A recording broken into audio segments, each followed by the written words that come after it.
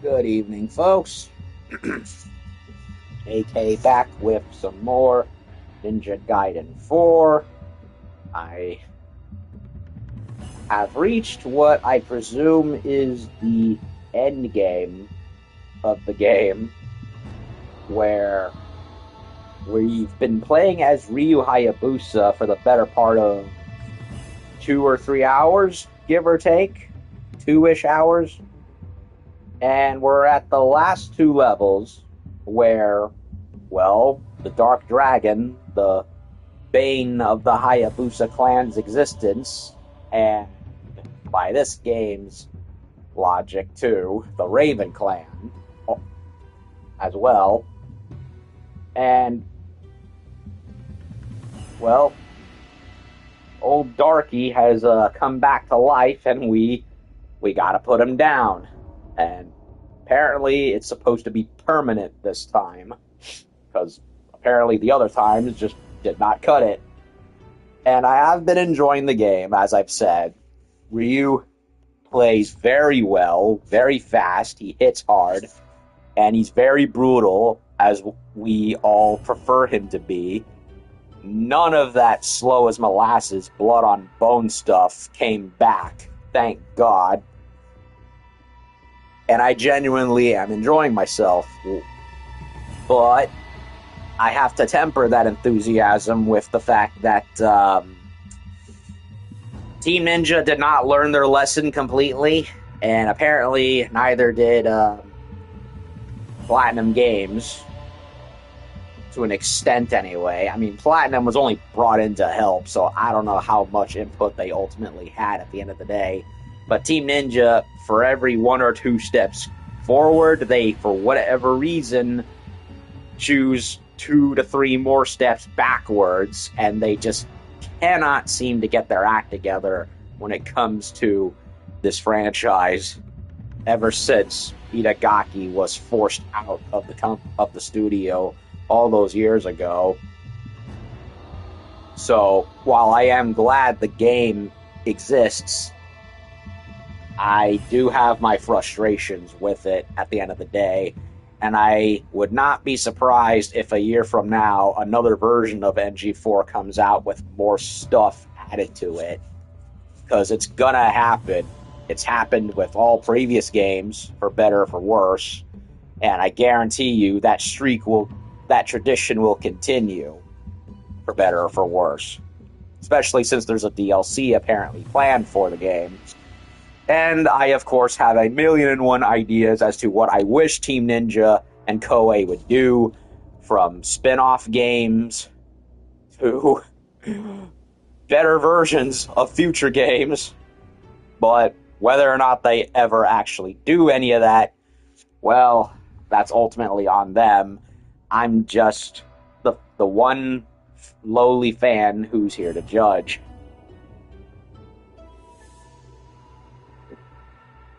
So yeah, as I said, we're at the end game.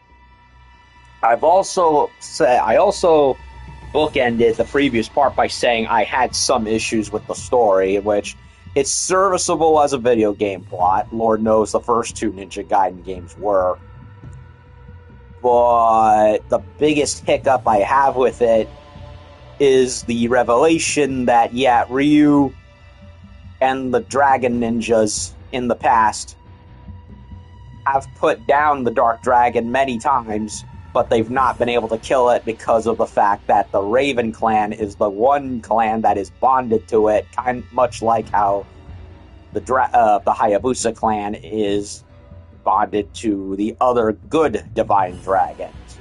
And so the Raven clan has basically been the underdog ninja clan that has been in the shadows of the Hayabusas, that has themselves not been able to get anybody skilled enough to do the job. Until now, with the introduction of Yakumo. But in the segment where at the end of the 3rd level where we play as Ryu, he says to Sayori, yeah, no Raven Clan ninja has ever answered the call of duty to put down the Dark Dragon, so we're basically stuck in this rut. Well, if that's the case, and Yakumo, as you've seen, has been the guy actively trying to do it, why the heck didn't you just, reach out to the guy and say, hey, you're actually doing what we've been wanting your clan to do for years, centuries even, and hey, we could borrow your help right now. Instead, they've basically sent entire battalions of divine dragon order stormtroopers at him, all of which have died horribly and painfully to Yakumo, with all the screams of my arm, etc., etc. And it's like most of those poor bastards are for all intents and purposes the good guys, minus a few corrupt ones here and there, and they've all basically been fed into a blender. So that whole revelation from Ryu honestly just kind of corkscrews the story in a way that makes it sound okay. If Yakumo was doing what he was supposed to, that you wanted his clan to do, why did you let Kakashi sick all of his men onto him? You pretty much just wasted 1,000 innocent lives, as far as you know. So it doesn't make a lot of sense. Okay, Van Gelf, so that's the name of these demons, huh? I never really paid much attention to the names of any of the minions from previous Ninja Gaiden games, to be honest.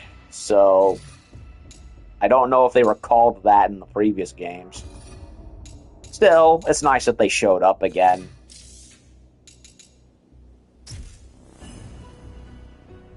So, Darkness Reborn. Back in the present time, Ryu learns of Sayori's death and witnesses the reemergence of the wretched Dark Dragon. Determined to fulfill Sayori's final request, Ryu advances through the Dragon's Maw and prepares to set the stage for the final battle with his old nemesis. I do not also buy this apparent tidbit that Ryu killed the Dark Dragon several times already. At all.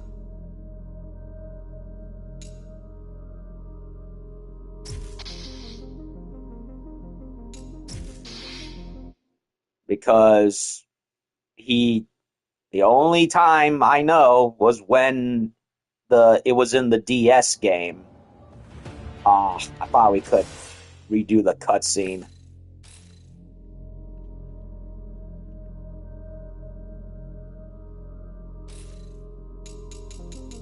Oh well.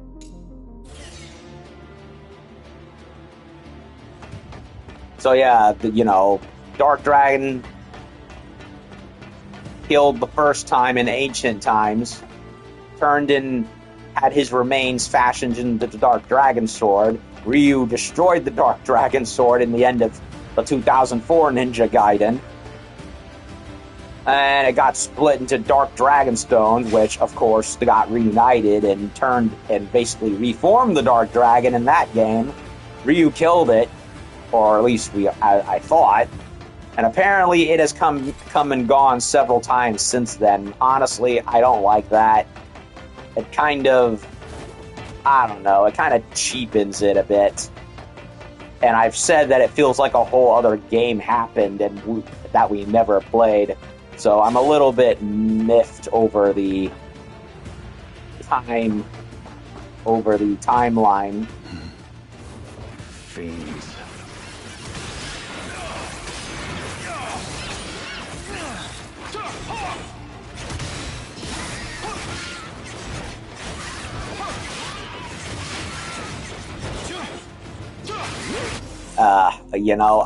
I did not like what happened.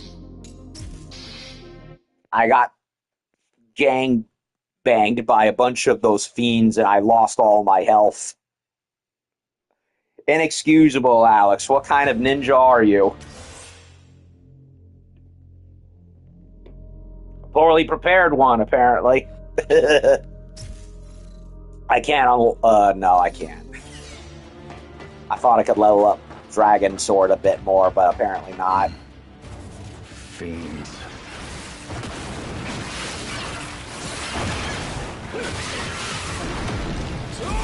Clear some of them out.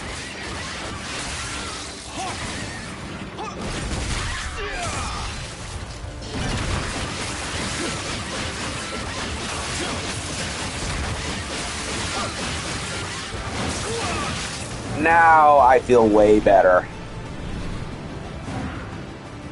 If there were way more missions for Ryu and he had more weaponry to balance him out with Yakumo, I would have far, far less to complain about. But unfortunately, we've gotten what we've gotten so far.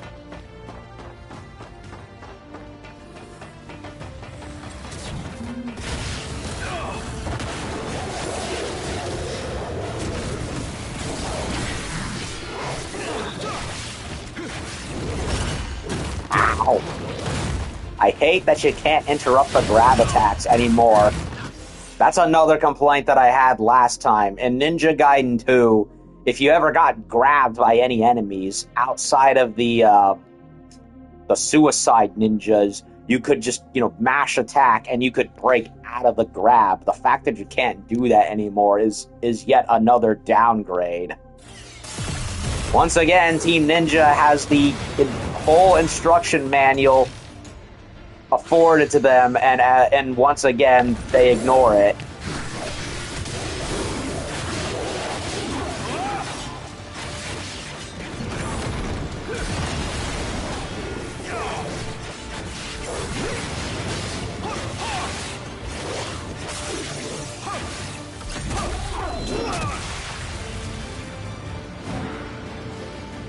Ugh.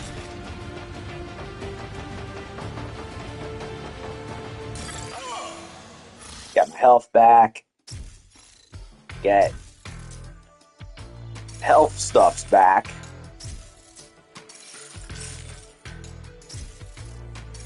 Since none of these go into anything else, I might as well use the cash.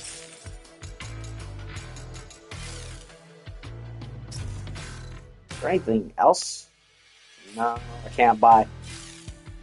Why is it that accessories and other stuff is right there to buy? Is it a New Game Plus thing? Probably. Would be nice if you could buy new weapons from there, like in the old games.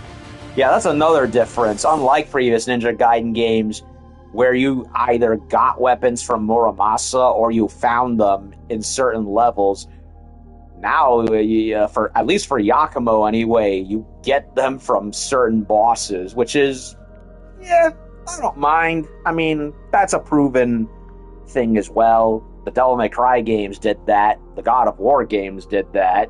It's kind of like, it's a little bit, it fits, it works. It's a hack and slash staple. I also wish the weapons transformed over time. That's another thing I miss. Or as you leveled them up, they look different. I will also say the music in the game's very good too. They definitely did good with it.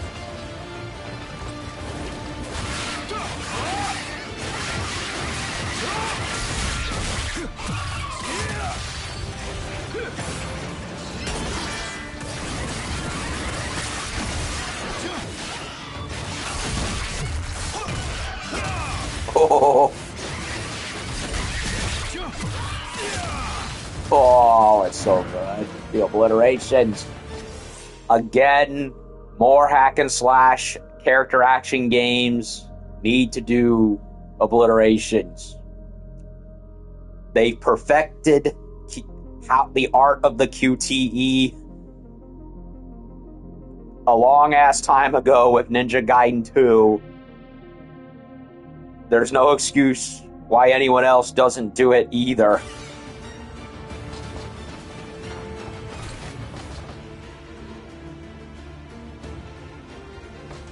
Heck, even Devil May Cry 4 and 5 even kind of did it when you think about it.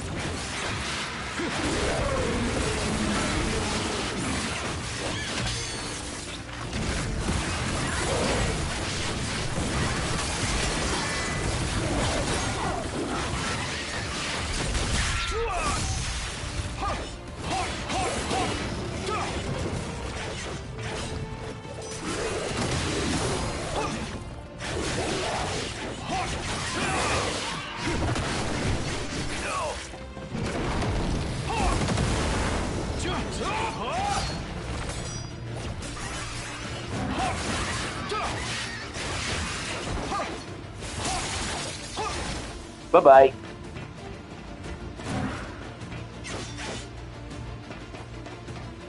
Okay, they want to go up there, so what's over here?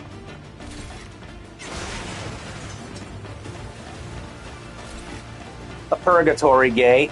Hey, I said the name correctly for once.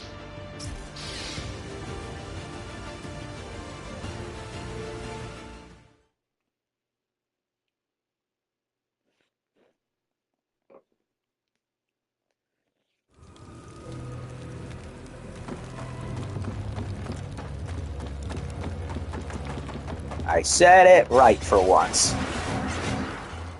And I feel good about that for some reason.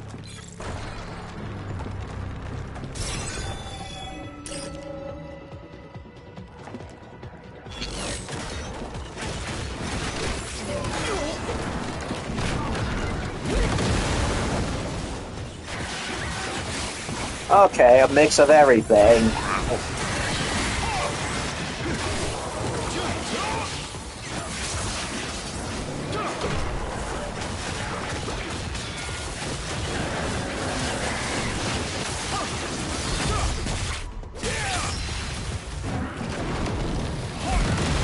Back off.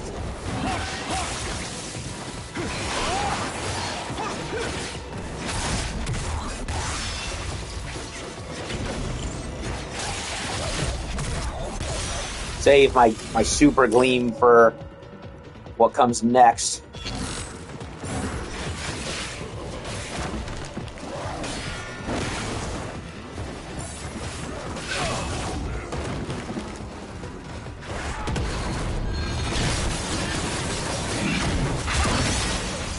Get rid of them.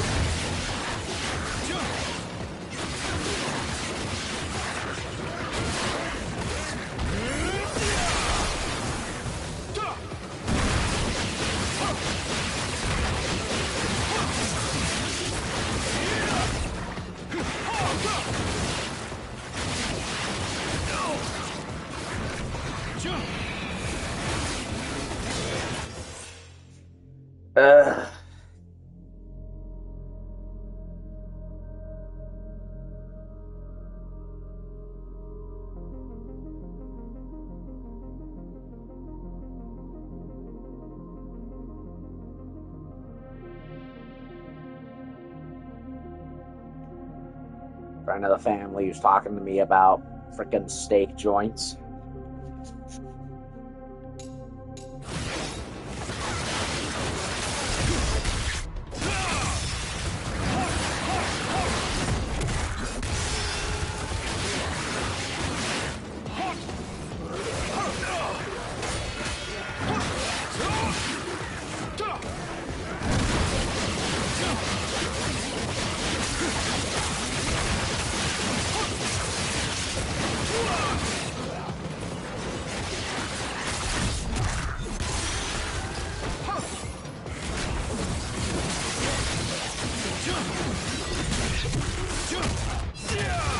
Oh, the humiliation, I love it.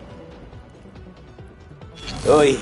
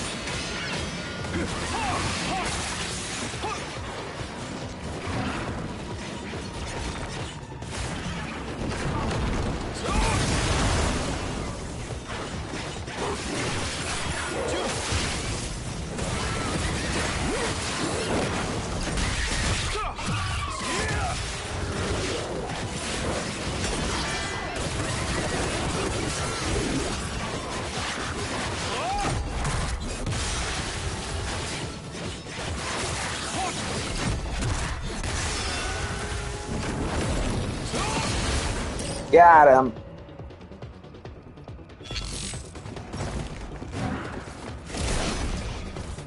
It's Kagachi? Fighting him? Oh, okay then.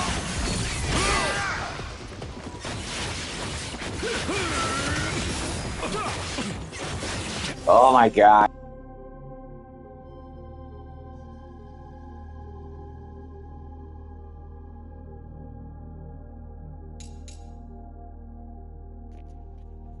That was Mom this time. It's like, can I game in peace, please?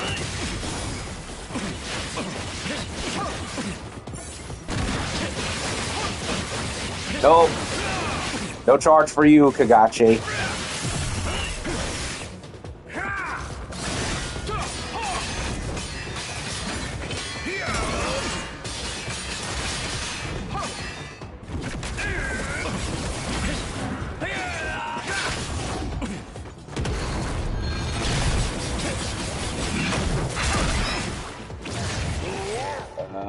Do I want to risk health?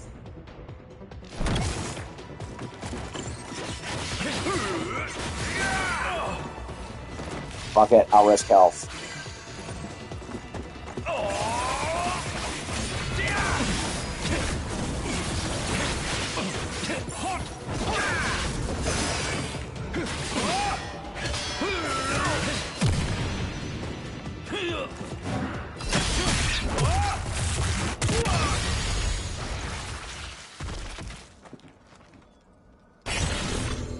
Kind of funny they saved him for the end of this when everybody else were a bunch of fiends. Still, it was fun. And it was only just one round. They skipped the first one completely for him. As when it was Yakumo, you had to fight him with his one arm. Then they made you fight him with both arms. Here, they just completely skipped to both arms.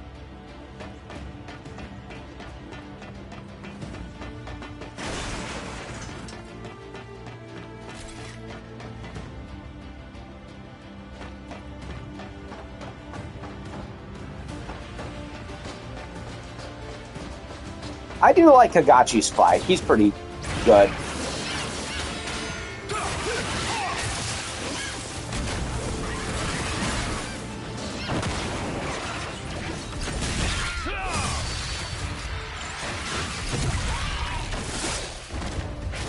I love how that one was just standing there the whole time, back to me, and not even paying attention. Oh, that's just hilarious.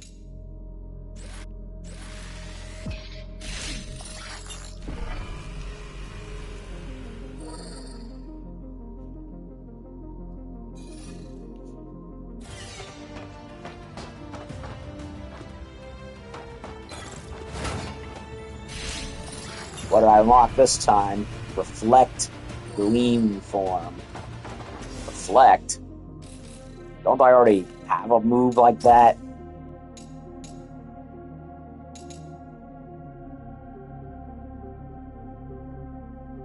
Consume key gauge after a perfect block to unleash a powerful sweeping counterattack.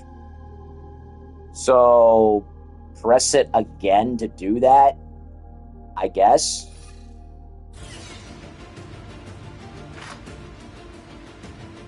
It's either press it again or it just happens anyway. Not sure.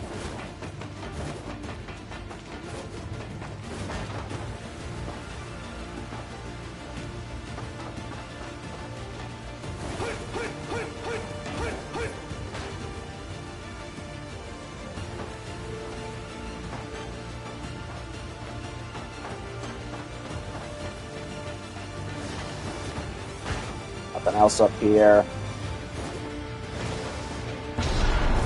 Oh boy.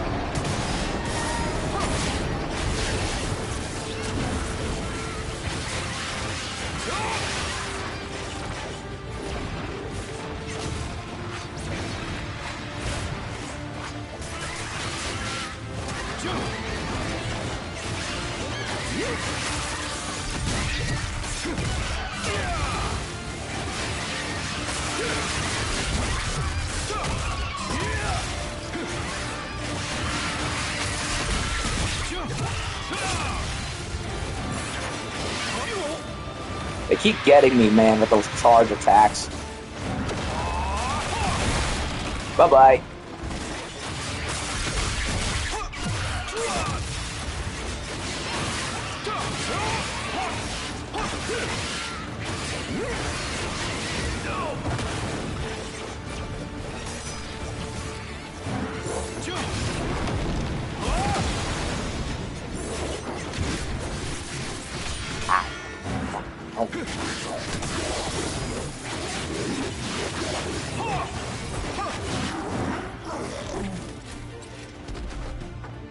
He just fell over dead.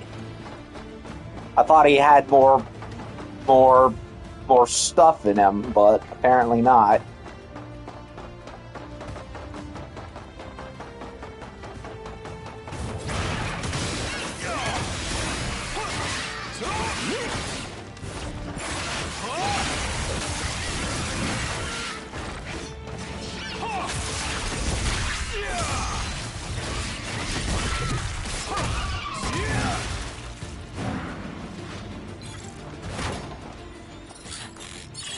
Now what?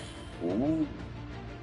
Backlash parry ability increase. Once in the possession of a famed swordsman said to be granted to him by a warlord of time, notorious for his ability to read his opponent's every move, the swordsman's soul now rests inside the gemstone. Equipped, increases the window which backlash parry can be performed. Focus God's Orb. That sounds useful. Lord knows I have been struggling with some of the parries, so maybe it could be useful.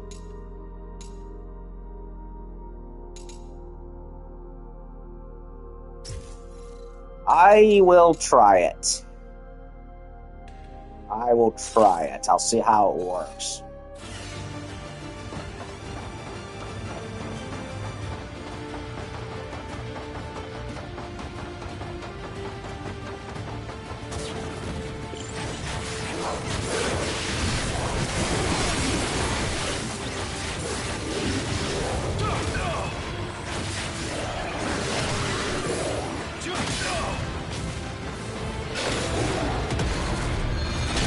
Enough. Go away.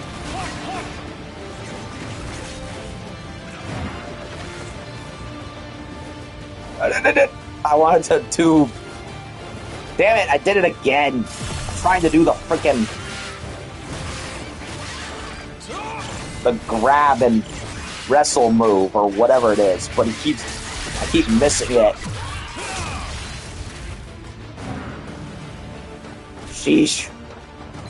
What kind of a ninja am I? I'm getting my health back at least. And with a bonus. Increase life with a refill. I can't complain about that, to be honest. No, I cannot. Before I go up the wall, let me have a swig of my cola.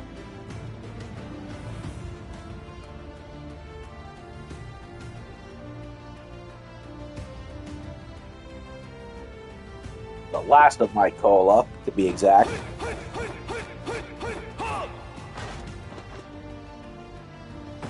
Okay.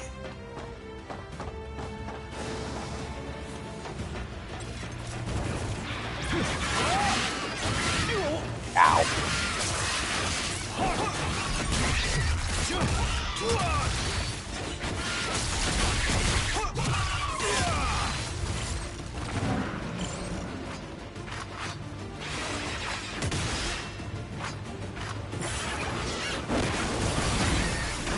Okay, I tried to do the thing, it didn't work.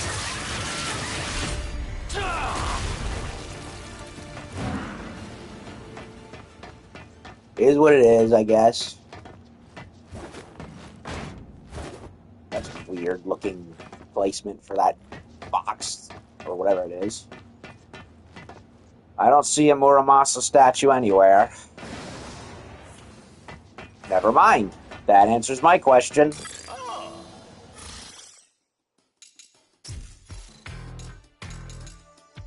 Speak of the devil, and he shall appear in front of you.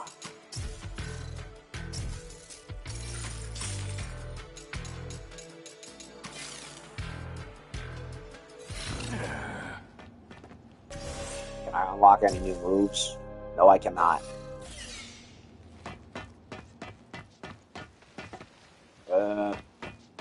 Nothing else around here? Nope. Nope. Onward. Uh-oh. New enemy?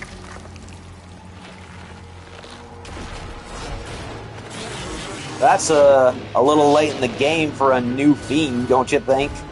Oh, it's a boss.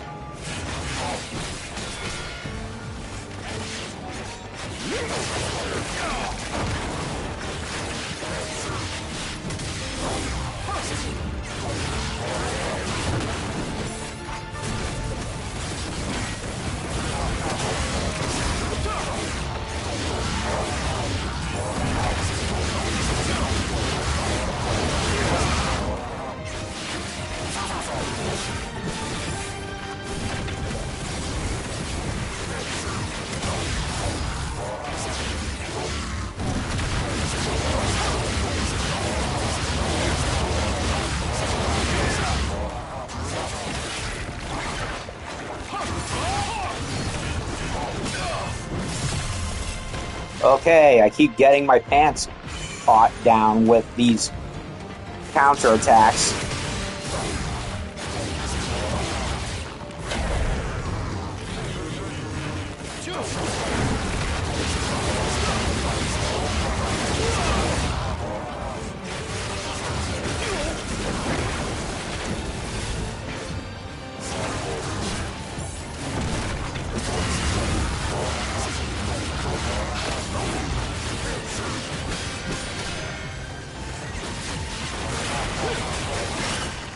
No, no, no, no, he got me. Ah.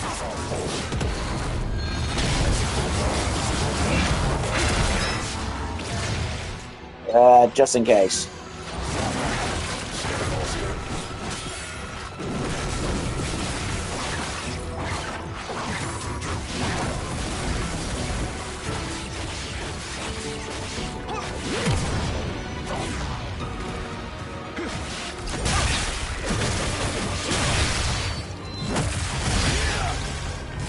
Oh, mincemeat.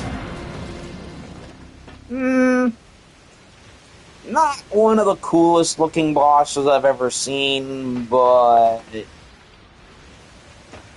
I did like parts of him. With the whole sea creature look, with the multiple stuff coming out of him.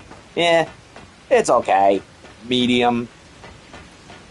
Not great, but not bad either. A very middle of the road interim boss more than anything.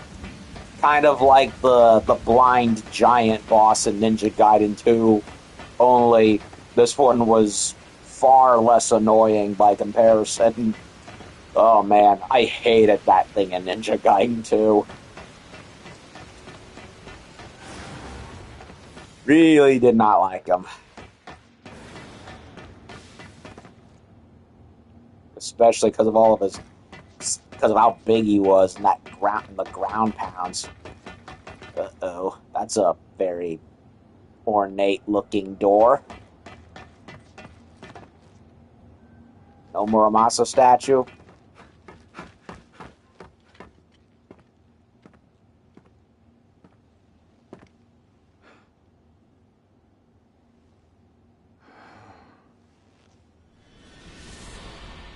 Flashback. Fancy seeing you here. Or not. Sayori.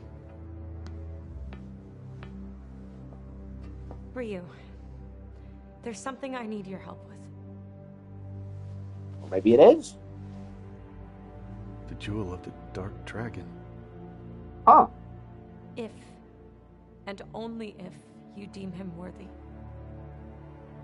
Give Yakumo this jewel. Sayori. It's fine. I've made my choice. I need to take responsibility for what I've done. And if we can stop the Dark Dragon and save Yakumo from the curse of his bloodline, It will all be worth it in the end.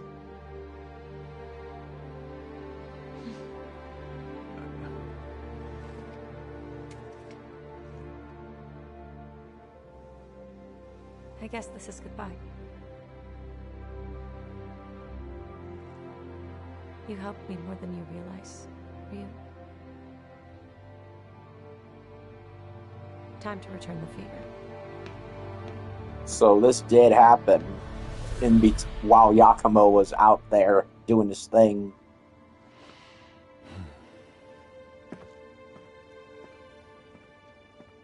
Okay, so this happened. So that all happened before we met up with Sayori at the final shrine. Although, how the heck did she manage to get away from Mizuki? Or, excuse me, Achilles? I don't know. The storytelling is kind of all over the place in this game. So, wait a minute. Eye of the Dark Dragon. So, if I recall correctly, there's a special jewel for the regular dragon sword called the Eye of the Dragon, which, of course, you got in the final hours of both Ninja Gaiden 1 and 2. So, this is the Dark Dragon equivalent of that. Makes sense. Makes sense that I guess that there would be another one, but there's just one problem. What weapon does it go with? The only one that comes to mind is the Dark Dragon Blade, and, well, that sword was destroyed a long time ago. So what, is it gonna, like, reform or something? Probably, or I guess. Either it's gonna go with Yakumo's weapons, or it's going to somehow magically reform the Dark Dragon Blade. Or something. I don't know. I mean, it worked in Neo 2 with the gold sword that, funny enough, looked like the Dark Dragon Blade in that game.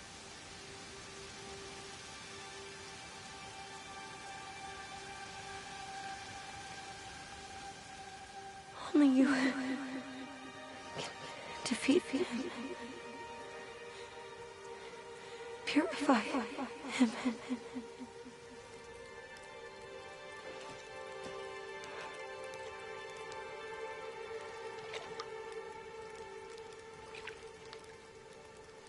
Or Sayori.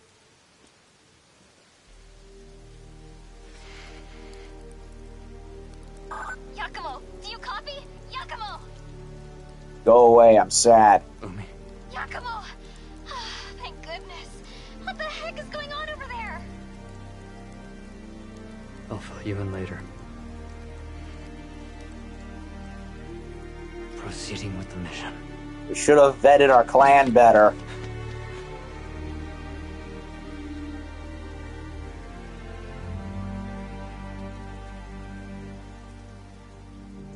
Yakumo? Oh, we're all counting on you, but... Please come back home safe. 19. Ebon Wings. Wait a minute. It's the freaking last level that we just did. Come on, man. Now we're just getting cheap at this point.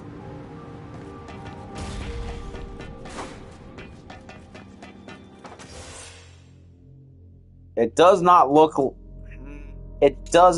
like Ryu's health bar transferred over to Yakumo. Neither did the amount of accessories either. Ah, well, it is what it is. Well, I missed a Gordy somewhere, because I definitely know I do not recall them hiding two in one level. I know I did not do 10 drones because I missed on 5. Defeat 10 heavy infantry, that didn't happen.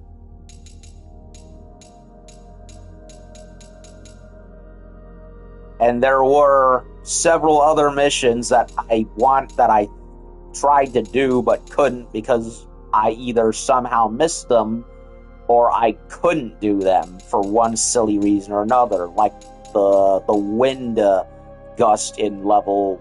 It was either level 1 or level 2. I can't remember which, but basically it was there for no reason, and for no reason whatsoever. Like, I don't understand why some games do this, where they'll put like something there specific for a certain gear point, and you can't do anything with it because you don't have the item to do it. That would be one thing.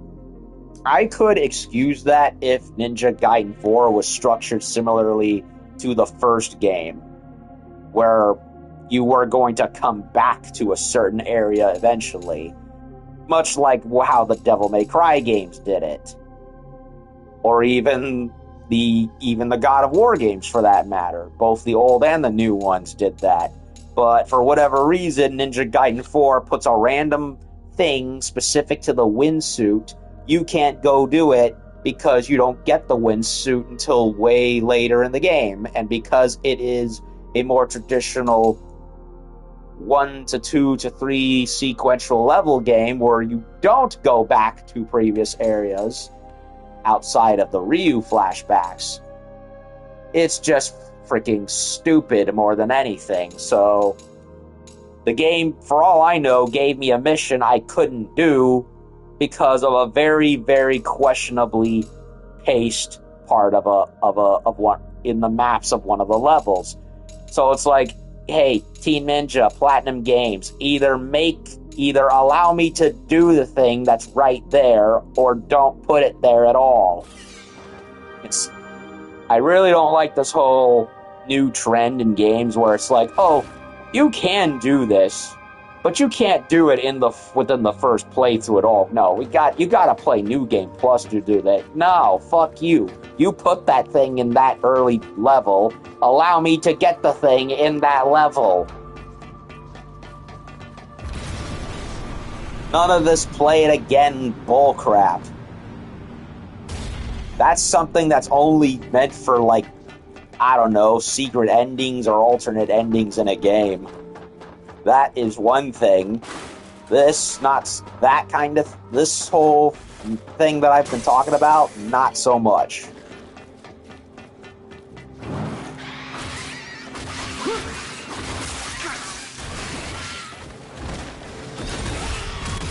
Okay, now we're fighting the old Ninja Gaiden 1 demons as Yakumo. Okay.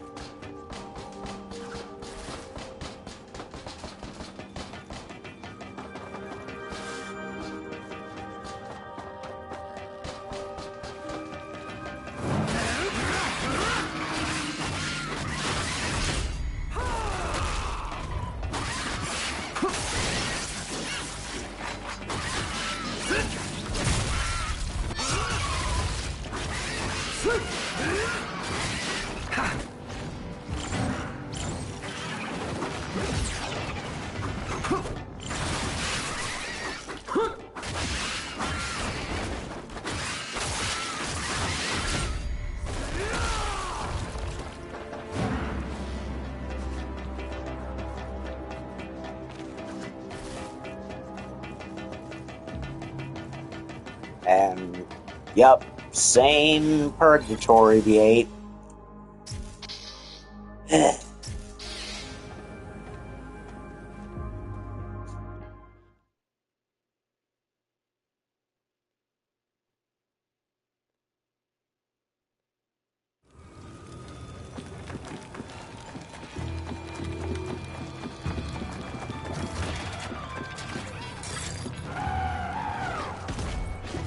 Got some new combat skills. Really. Number of accessory slots. Nice. So now I can have 5 just like Ryu does. And more blocks.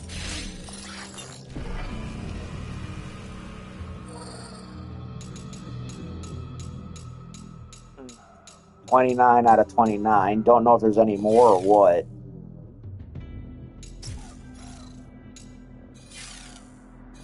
See you around. work out there. I wish we knew what Umi looked like.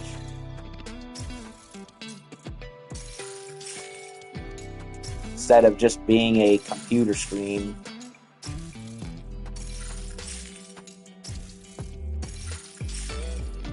So, it's probably going to be the same one that we did as Ryu, I'm willing to bet. See you later, Yakumo.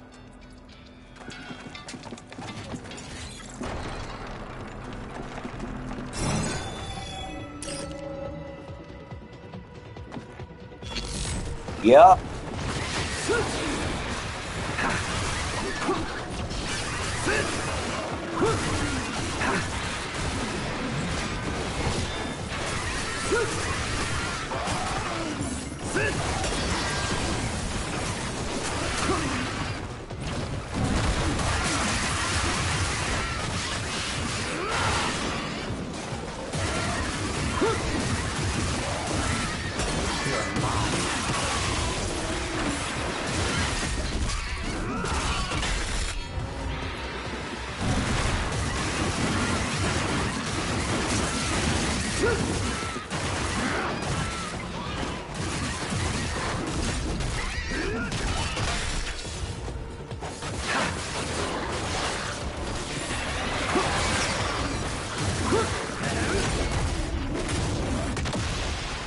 That's new.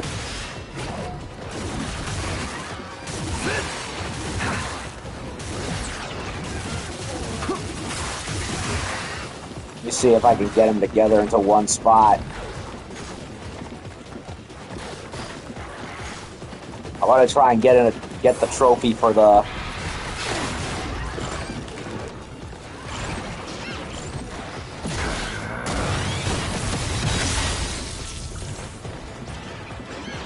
Did I get it? No, I didn't get it.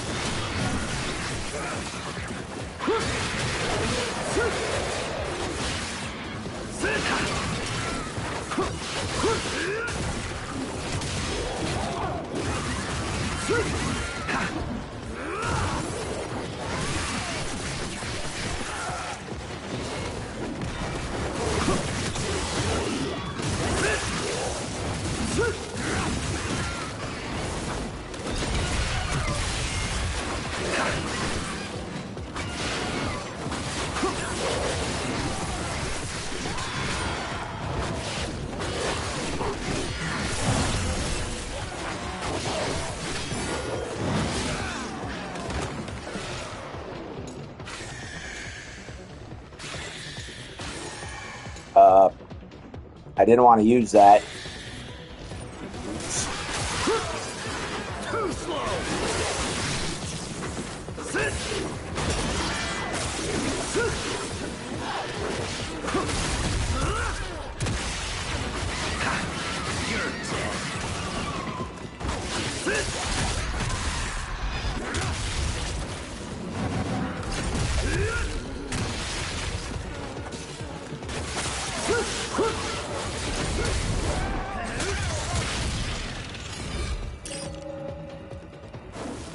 I did not want to use the revive.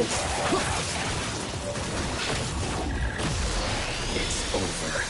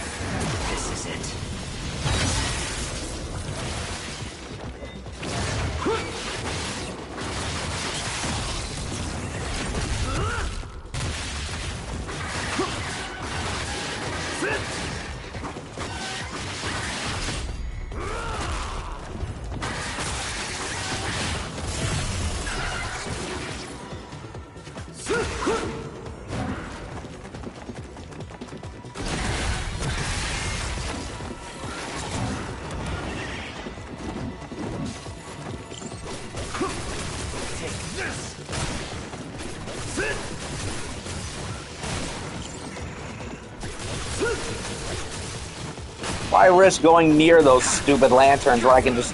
Oh, never mind. They can just fly over to me instead. Never mind. Whoa. Never mind. There is a different enemy placement.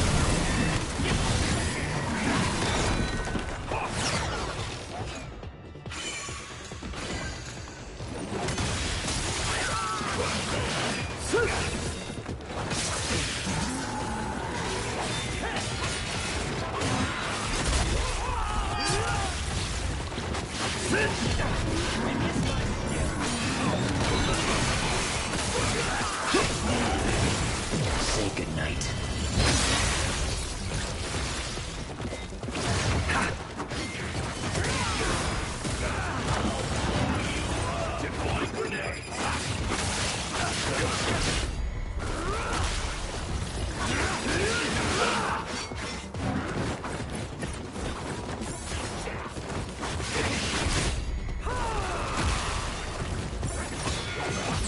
Get rid of it. Get rid of Void. Avoid. Void.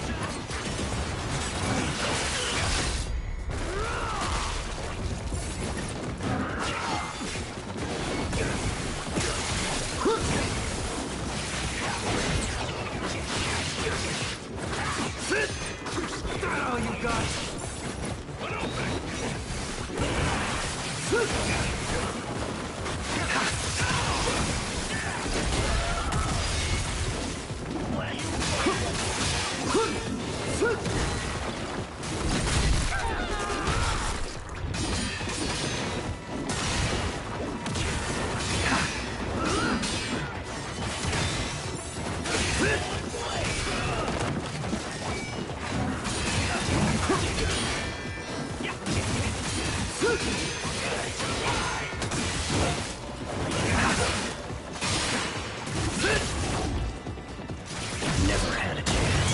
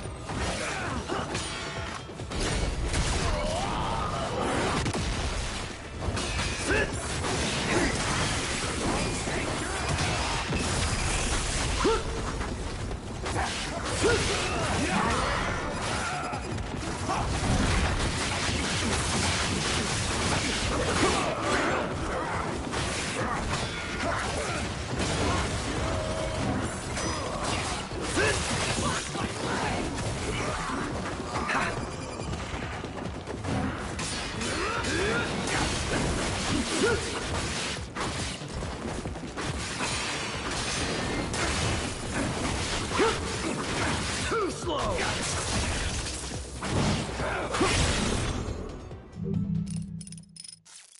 Huh. No Kagachi fight, like I thought. But I did get a trophy. Annihilator. I wonder if that's the one I get for getting all the Purgatory gates, which I did. At least, I believe I did. And once again, the stream is lagging behind 15 seconds. I don't know why it keeps doing that, but it's very annoying. It's been doing that for the last month. For whatever reason. So, Annihilator, I think I did all the Purgatory gates. A shame I could not do the other side quests in the game. I tried. I kept an eye out for them, and for whatever reason or another, it did not, that I couldn't get all of them.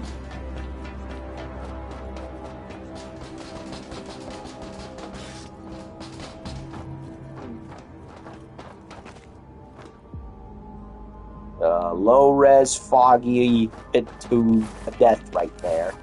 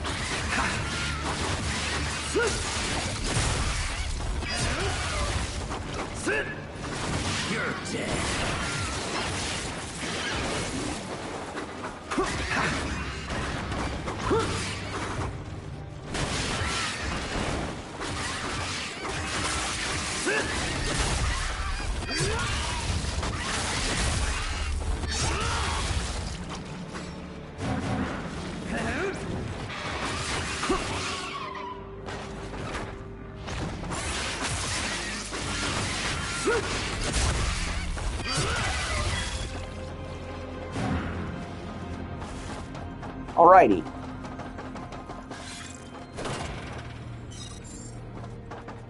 Got an elixir back.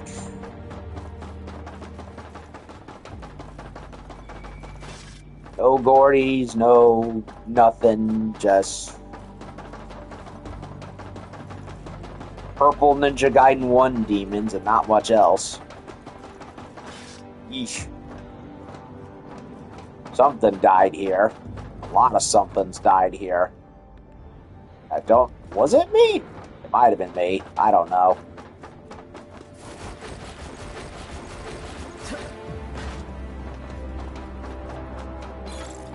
And by me, I mean my bloody handiwork.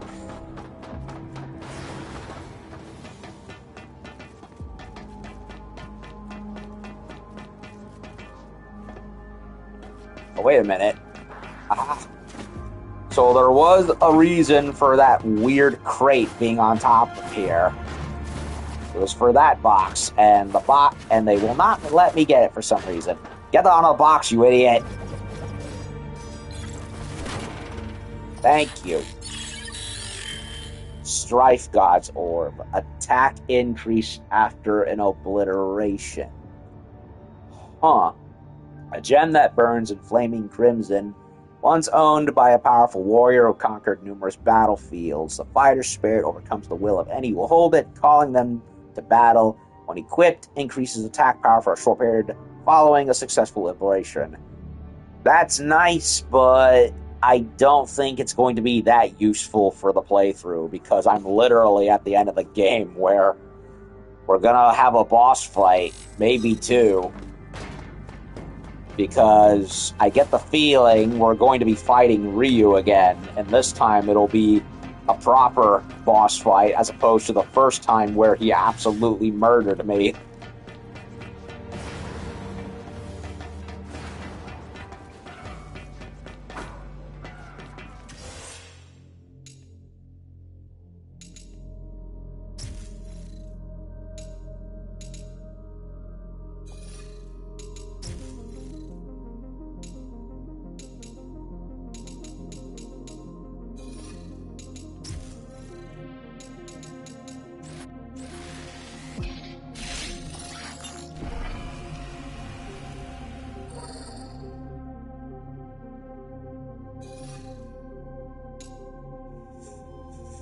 Alright. Oh, you're right. I forgot. We do have another slot open, so I can add something here. So what do I want to add?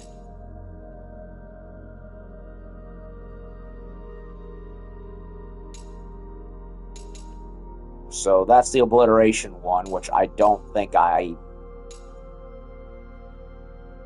want, considering we're at the final stretch of the game, so it doesn't really matter, to be honest.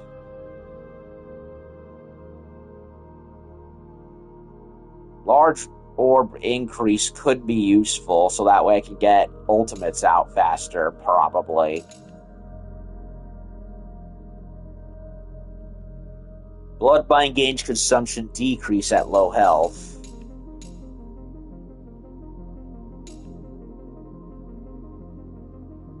Or half damage from ranged attacks.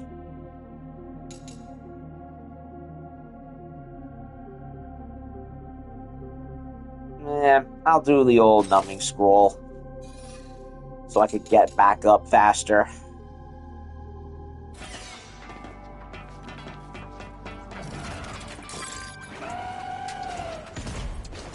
Let's get to it.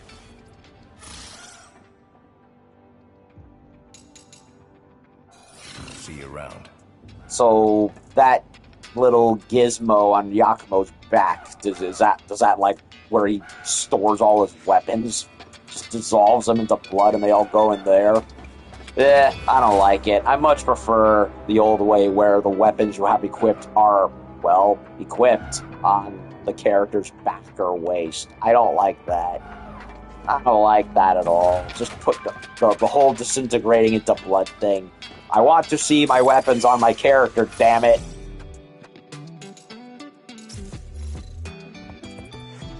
Okay, defeat 100 enemies, all areas. Monsters are running rampant, and the rain is worse than ever. And now, top it all off, the Dark Dragon is back. We're fucked. But why? What do we do to deserve this? Whose fault is it? Doesn't matter. Someone has to pay. Punish any and all evildoers. Yeah, it would be defeat 100 enemies. Yeah, that's not gonna happen. Way too late into the game for a mission like this. Defeat 50 DDO soldiers. Again, too late in the game for this. A massive shadow looming overhead. I wish I could forget about it, but how can I? It's the Dark Dragon, and now it's back. The DDO ruled us with Iron Fist for so long, and now they let this shit happen. What a joke. I think it's time they got a taste of their own medicine. Again, most of the DDO are the good guys. Questionable in some of their methods, but the good guys. Why are we taking it out on them at this point? It makes no sense. Defeat 50 demons. Did you know that yokai are real? People used to laugh at me when I said that, but who's laughing now? Well, no one actually, because these yokai are downright fierce. I heard that they attacked the nearby village yesterday, and who knows, maybe ours could be next, but I won't let us go down without a fight. I know it's a long shot, but someone please help us. Defeat 50 fiends. Oh god. A crazy gate thing has opened up in the sky, and monsters are pouring out. Same thing happened way back when the Dark Dragon was resurrected. Unless somebody kills the monsters, we're doomed. Doomed. Somebody please kill them. Game over, man. Game over.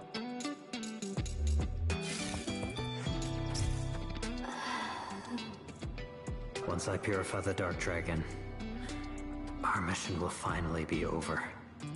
I know, Yakumo. I know you can do it.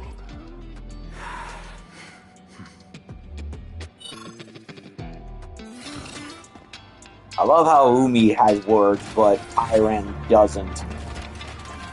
Wait. Almost forgot. Give me my shit back.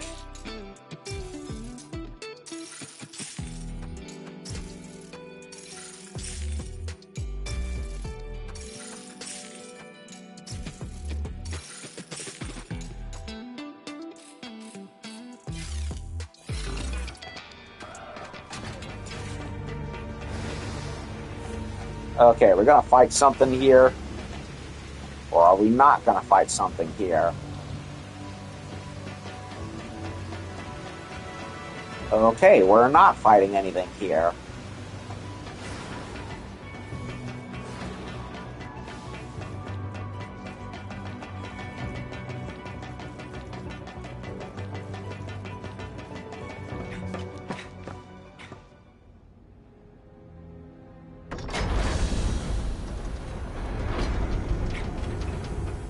So you've come, Raven.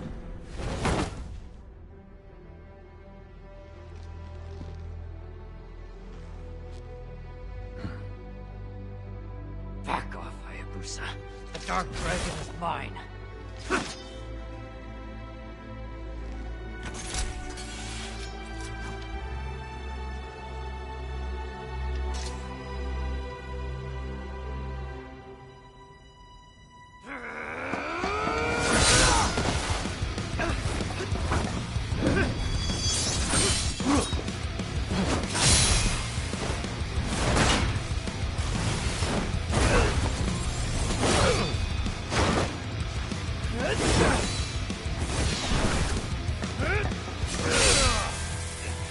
If you truly think you have what it takes to slay the Dark Dragon, prove it.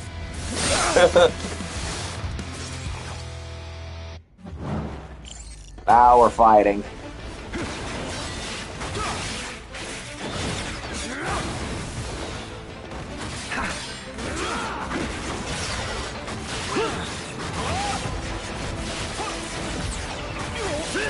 You're mine.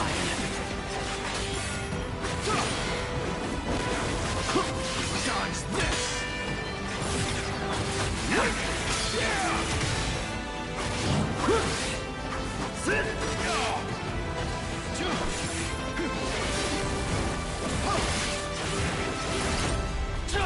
Oh, he Izuna dropped me.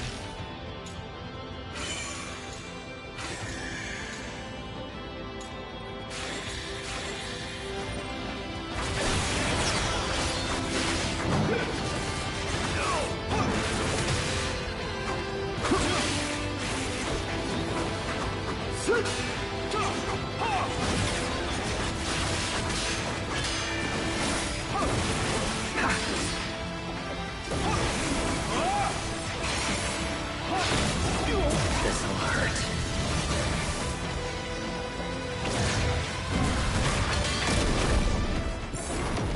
Uh-oh.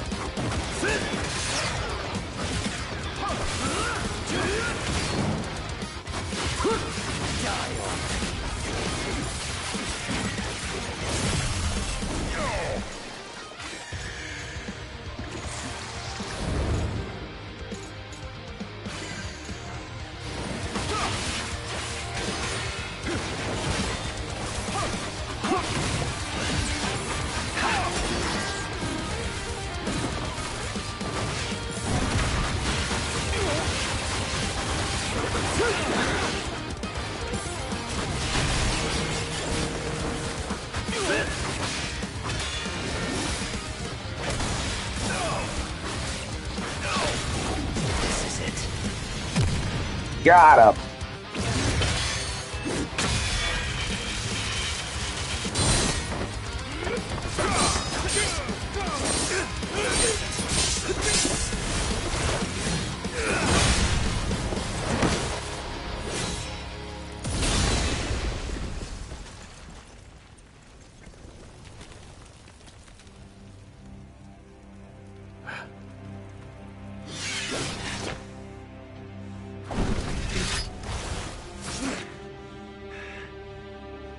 Barely missed Ryu by a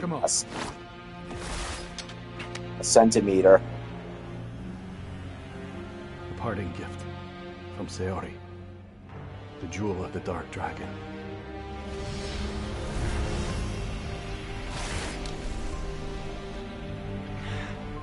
What the?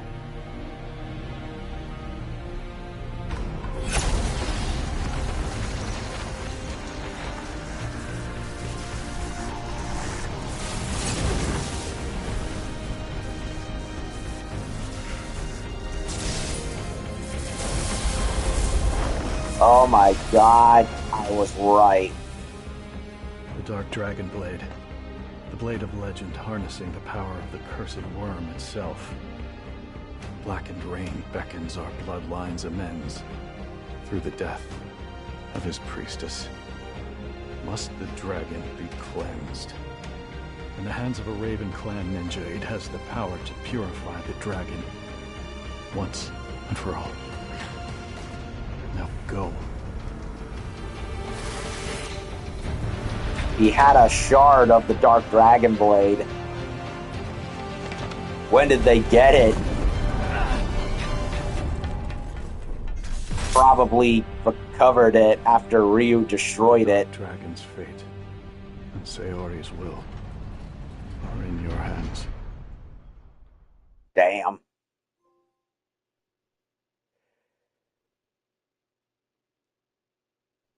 I will say the fight against Ryu was very good. I liked it. Well, we got a fifth weapon. Dark Dragon Blade. Once a bonus weapon in Ninja Gaiden. One is back again. A sword of immense evil said to be forged from the bones of the Dark Dragon. Yeah, that is correct. Although once destroyed by Ryu Hayabusa, this blade of legend was restored when a fragment of the shattered sword and a Magatama jewel housing the essence of the Dark Dragon were combined by a master ninja of the Raven Clan. Okay. So, yeah, I can kind of believe that a shard of the blade would be recovered, because after all, Ryu shattered the thing. And in Dragon Sword, the Dark Dragon Stones resurrected the beast. And of course, Ryu killed it. Well, at least or at least we thought he did. And now they've brought it back. Honestly, I can kind of believe it. It is a nice love letter to the first game, I will say. Okay, so press up again to unlock it, to use it.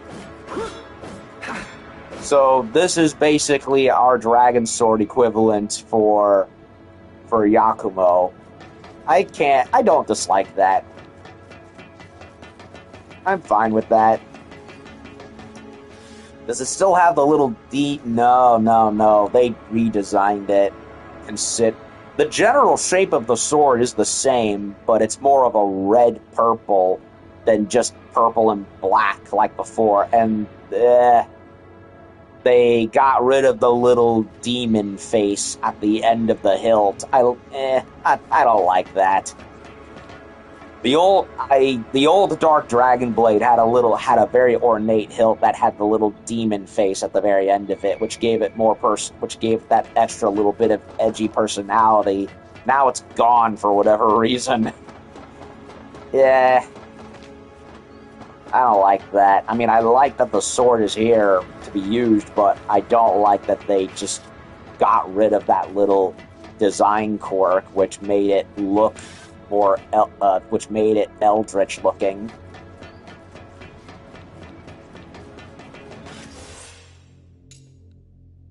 Yatozen, Sword of Evil. Wait, there's no unlockable moves for it? Are you shitting me? Come on. Come on.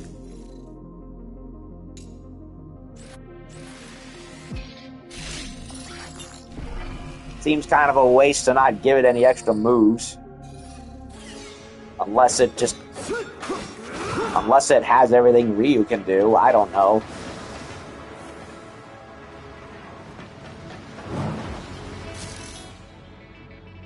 Okay, so now they're going to show us how to use it. Dark Dragon Blade. Legendary sword containing the malevolent power of the Dark Dragon itself. To equip it, press any direction on the D-pad. Weapon will unleash a series of quick attacks. Shadow Gleam Form. In Gleam Form, if an attack with square or triangle hits an enemy, follow with additional attack triggering bloodbath kills while in berserk state. So it's basically his own version of Ryu's Gleam style, specific to this weapon. Okay.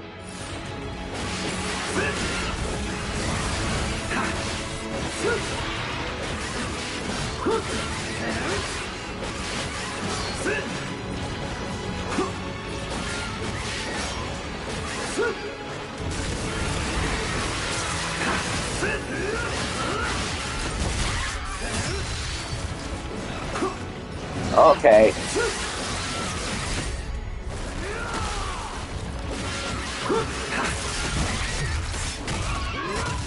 Okay, so they gave him some of Ryu's moves for this blade. Okay, I like that. Yeah, they gave him some of Ryu's moves and executions. It's okay, I don't mind that too much. I mean, it is a giant freaking long sword. Evil twin to the Dragon Sword, other than the Blade of Archfiend, I guess. And I somehow missed the jump, and I don't know how. I guess I gotta get a running start.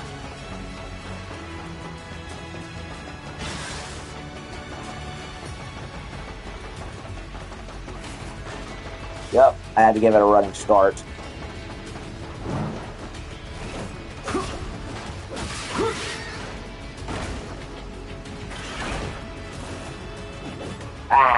I wanted to throw him off the ledge.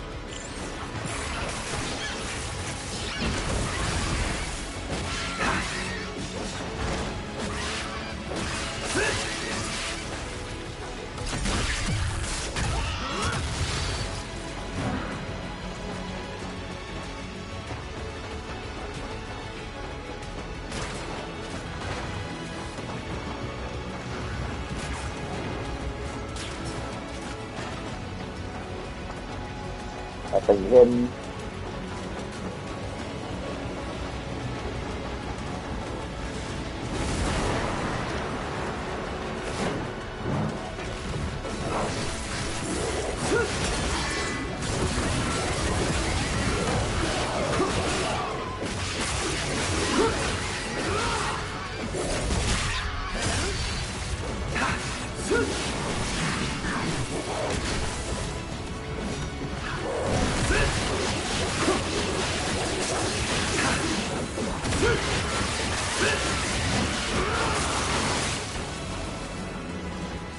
Jesus Christ.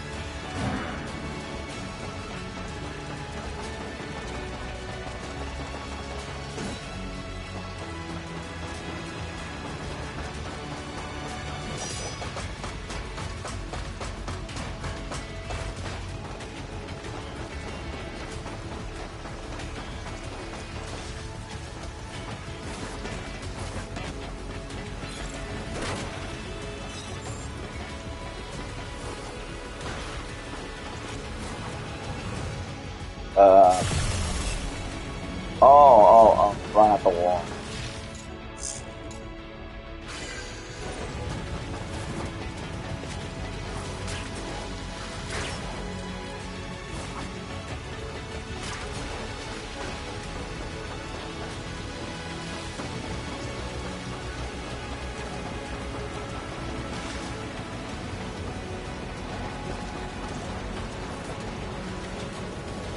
No chests around here, no. Not that I've seen.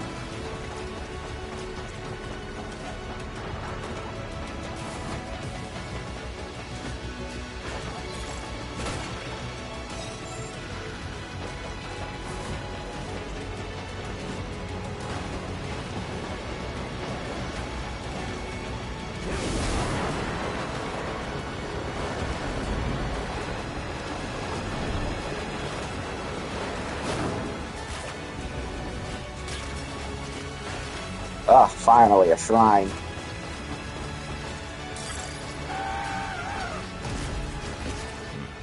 Ready for a round or two?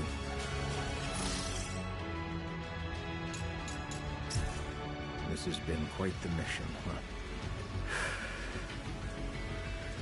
The end is within reach. Wait. Is that what I think it is? The Dark Dragon Blade. Hayabusa entrusted it to me and told me to use it to purify the dragon. You know what that means? He sees you as an equal. A master ninja. Go finish this. That's high praise. Thanks, Tyrant. High praise from the Super Ninja himself.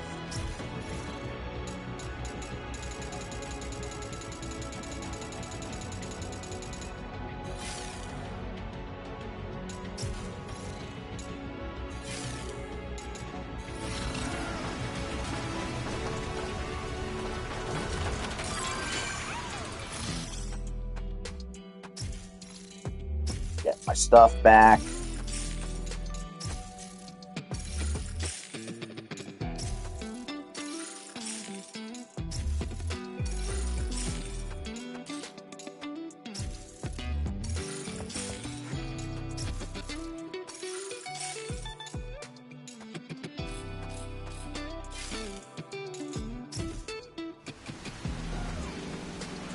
Umi,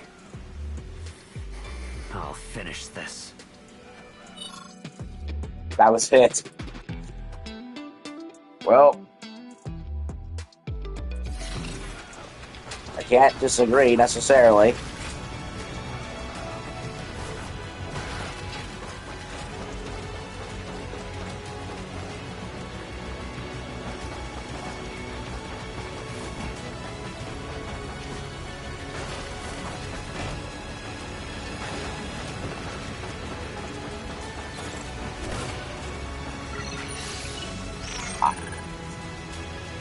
Dragon Lord's Grace. Thanks, game. A minuscule amount of new health, but I'll take it. Lord knows I probably missed the quests to do it, to get more of it. I'm gonna keep using the Dark Dragon Blade. It's only fitting. Holy crap. That is the biggest jump I've ever seen.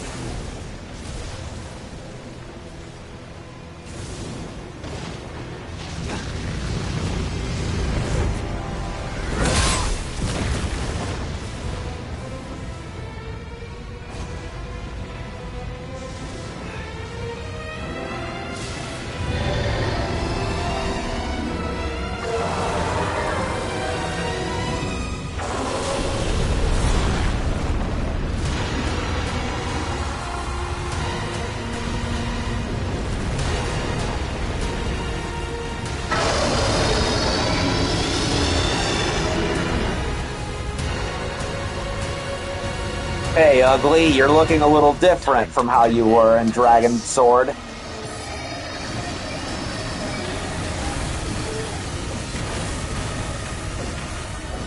Ah, let me redo that. I couldn't reach him. In Dragon Sword on the DS, he had a much more traditional Western dragon look. Now he's a more, Japanese-style dragon. Kind of a retcon.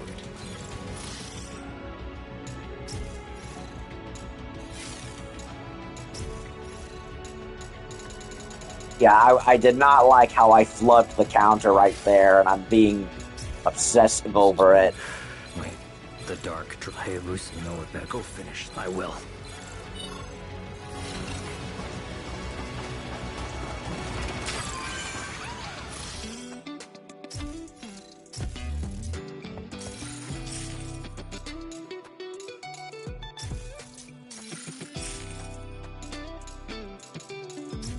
Okay.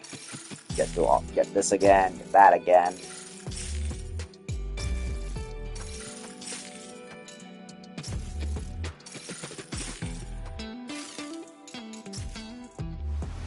Mommy, I'll finish this. Okay. Do it again, we'll do it again. As I was saying, that might be the longest vertical jump I've ever seen in this series. They went Metal Gear Solid 3 with it, only not as long as that. Okay, let's try that again without flubbing it. I really wish you could upgrade the Bloodbind gauge. It's like, I don't know why they didn't allow us to do that.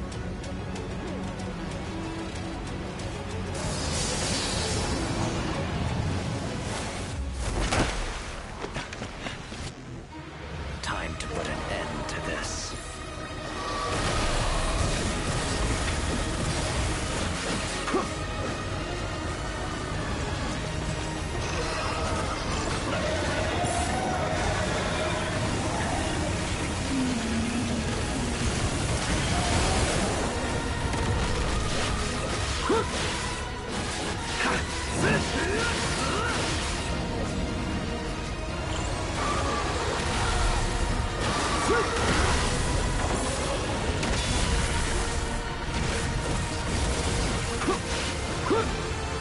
Now I feel more satisfied with myself.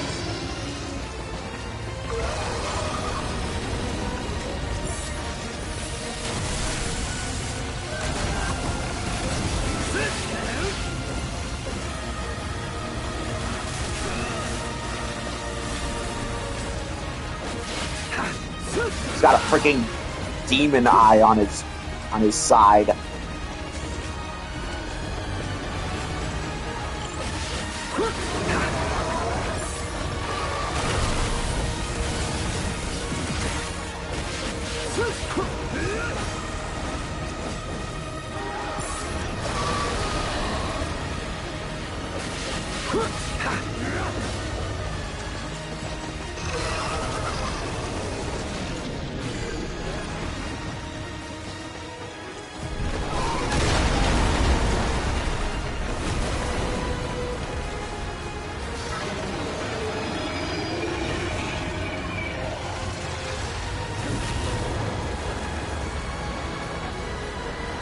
Going up.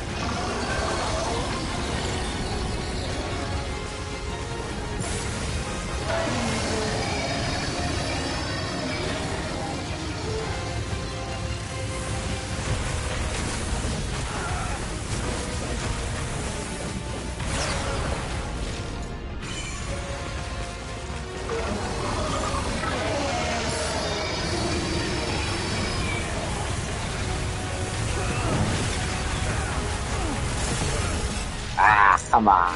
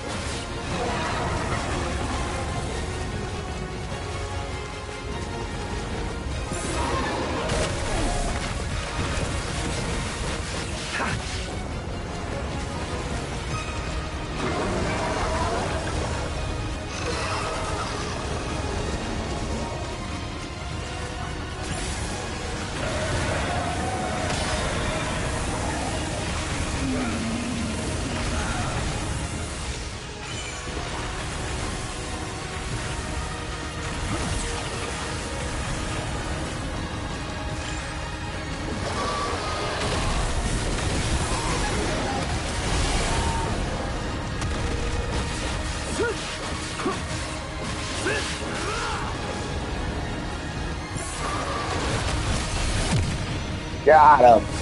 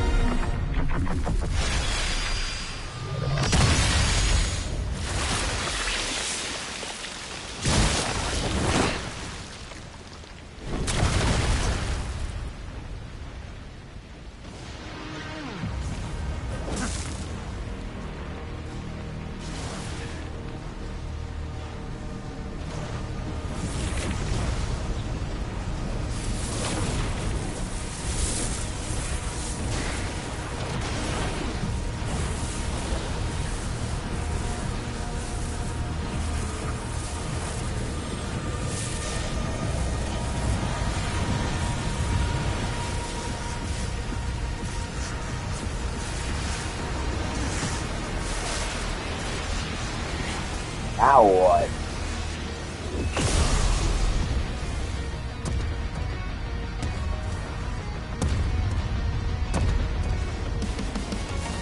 Okay, then.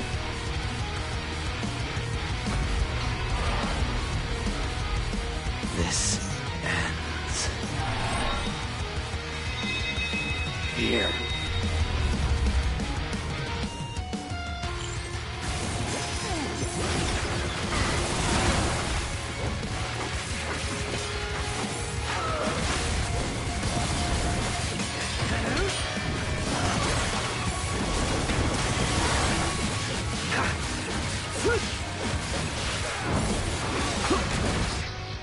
Yep, gonna have to use the rebirth.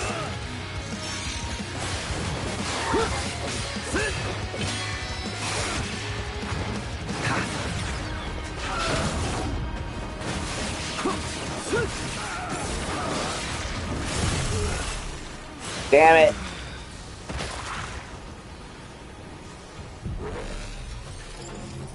Yeah, gonna have to redo that. I don't know his moveset, so learning experience.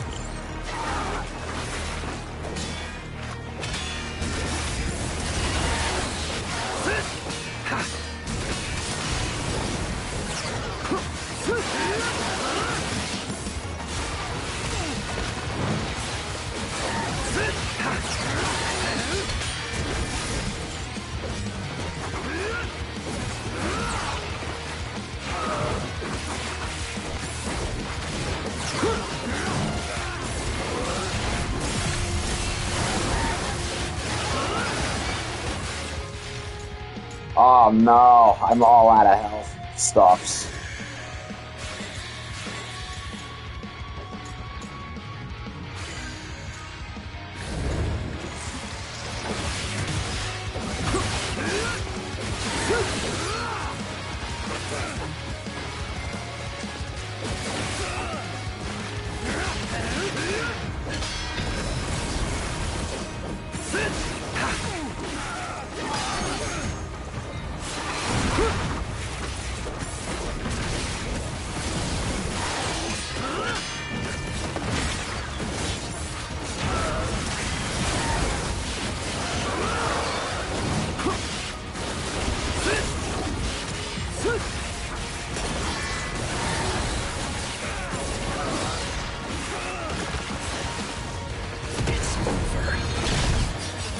Oh, I missed it.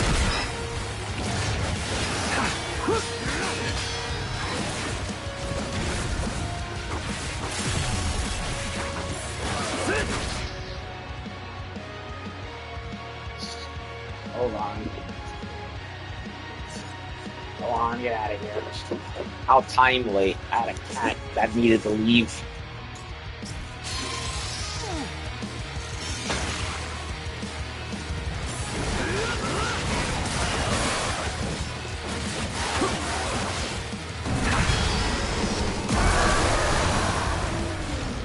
I'm all out of health.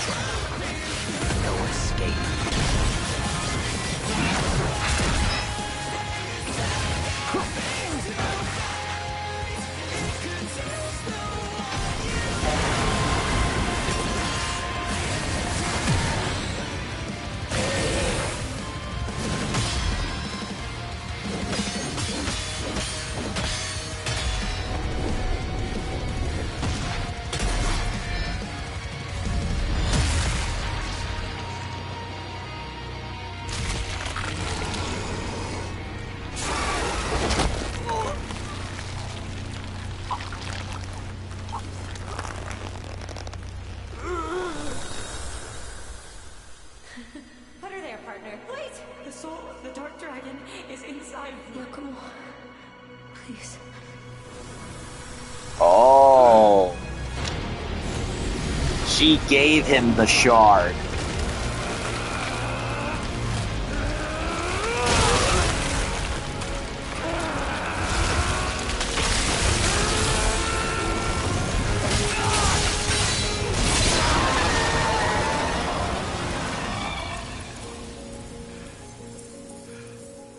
And he's gone.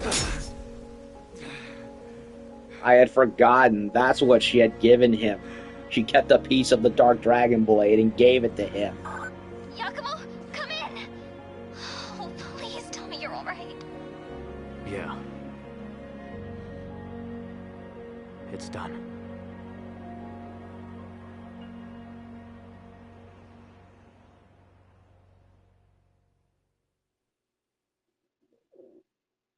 Is that it?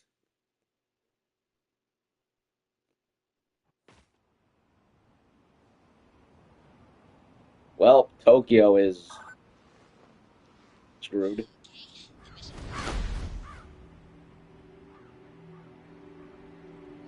Right, Yakumo? Ready to roll? I'm on it.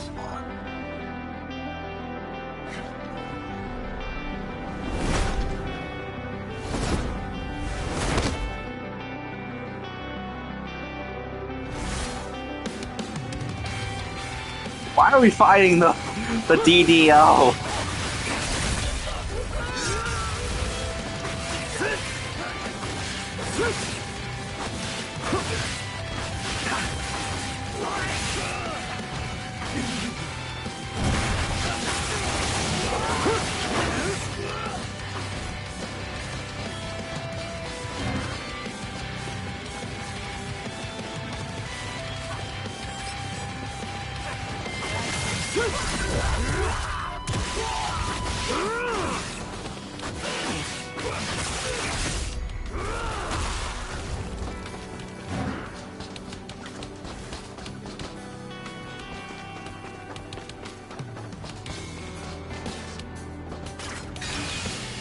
This is a weird ending.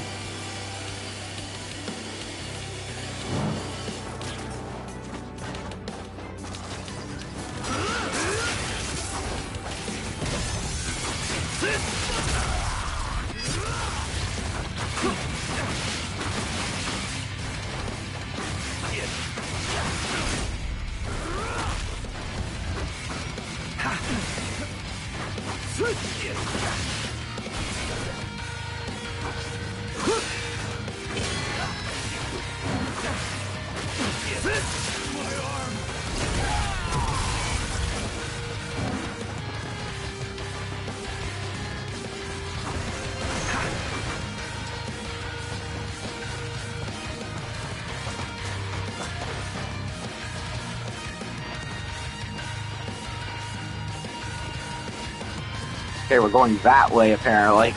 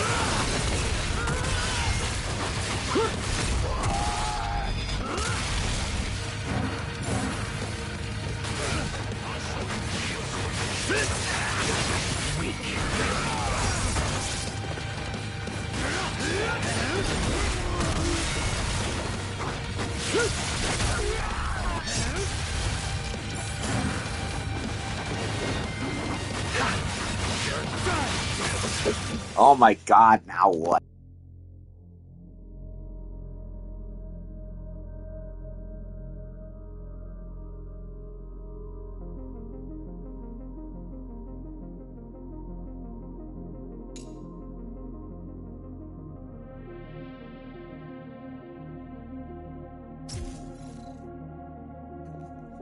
got interrupted by a admittedly good reason. Freaking couple slices of salami and a pickle. Apparently everyone's having a second course for dinner. Now, can we not interrupt this credit sequence? More than it already has.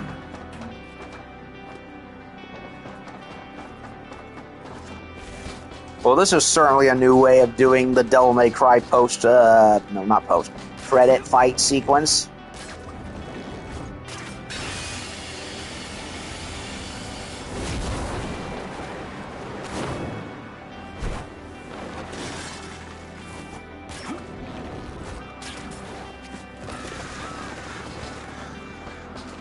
Ravens. Nice hangout spot. Would have been nice, probably. Another Raven portrait. They're really going in on it, aren't they?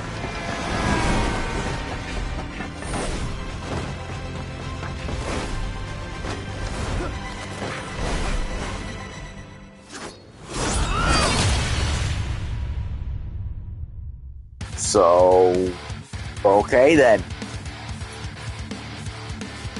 That was it, apparently. What a very, very weird ending. Yeah, that was another criticism I heard. Like, once you beat the Dark Dragon, the game just kinda stops. I mean, Ninja Gaiden's always had pretty simplistic endings. One had, you killed the Murai, game ended. You killed the Archfiend in 2, game ended. 3, I cannot remember. All I remember in that game's plot was Ryu killing the nameless goddess, and that was basically it. I do not know if that game had a more extended ending, especially considering how overtly story-focused they tried to make it. And I'm fine with them trying to make a more story-focused Ninja Gaiden game. I encourage it, even. It's just how they went about it in 3, well, blew. And then you have 4, which kind of tried to do something down the middle, where there's definitely a lot of character interaction, but it definitely had a very simplistic story at the same time. So it's like they tried to find a weird, messy middle ground. And oh my god, this music is awesome.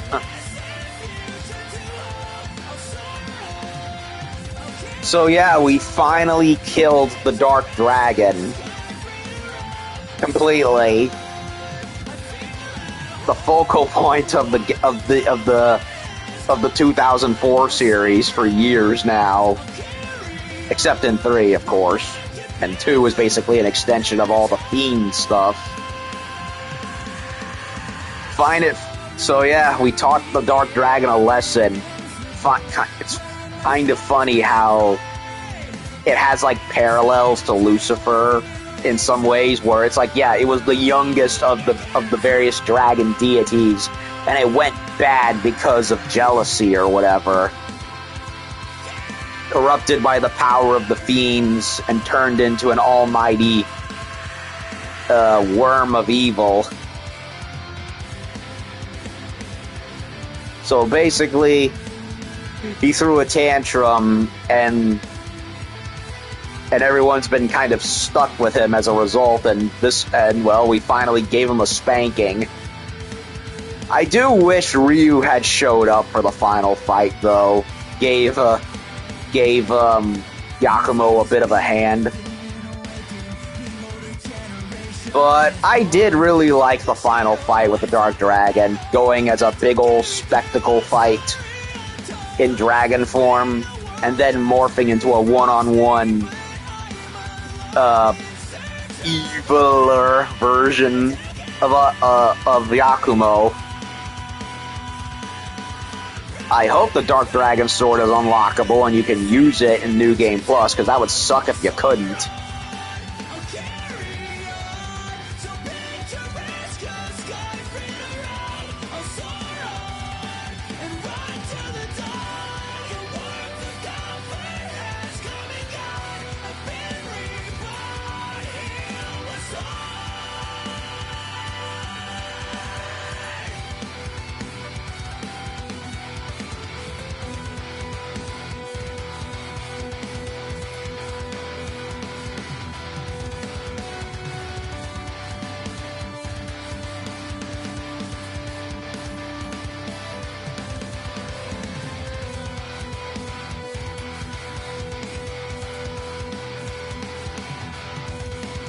Black Spider ninjas.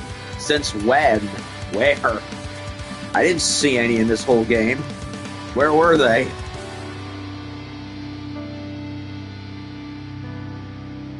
There's something I missed?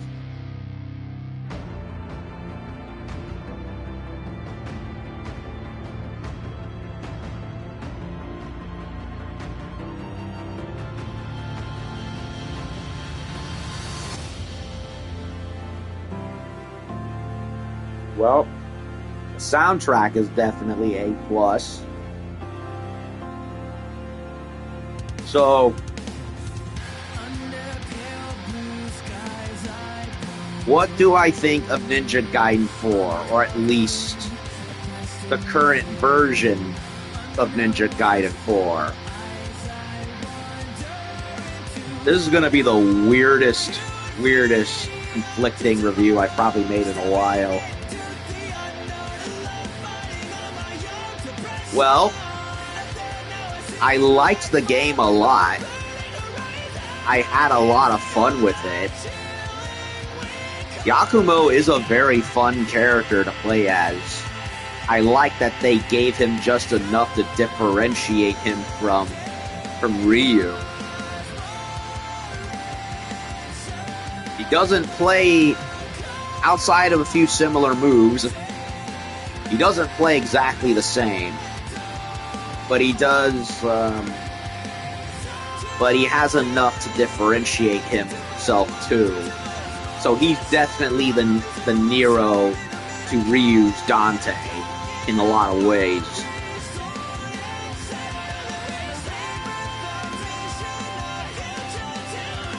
The gameplay felt very smooth, but also weighty as well. In a lot of ways, it felt like a mix between not just old Ninja Gaiden gameplay, but even a little bit of Devil May Cry gameplay in there as well. So, I think for the more hardcore Ninja Gaiden fans, they may not like it as much, but I personally thought it blended in decently well. It felt similar, but also, you know, not entirely the same, but still good enough to be still stylish and flashy, but also punishing if you did not know what you were doing. And the game certainly did kick my ass many times, but I never felt like I was being cheated. Now, that can change depending on how hard I go with the other difficulties. And I hear Master Ninja is punishing, as it always was.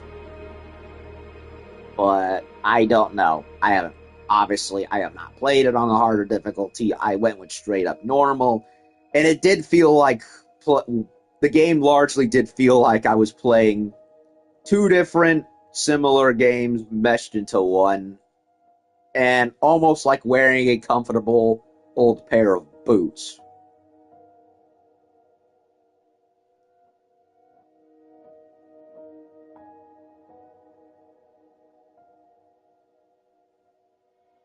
The game was also surprisingly lengthy, both for weight reasons I like and dislike. I mean, I've always liked that the Ninja Gaiden games have been pretty lengthy.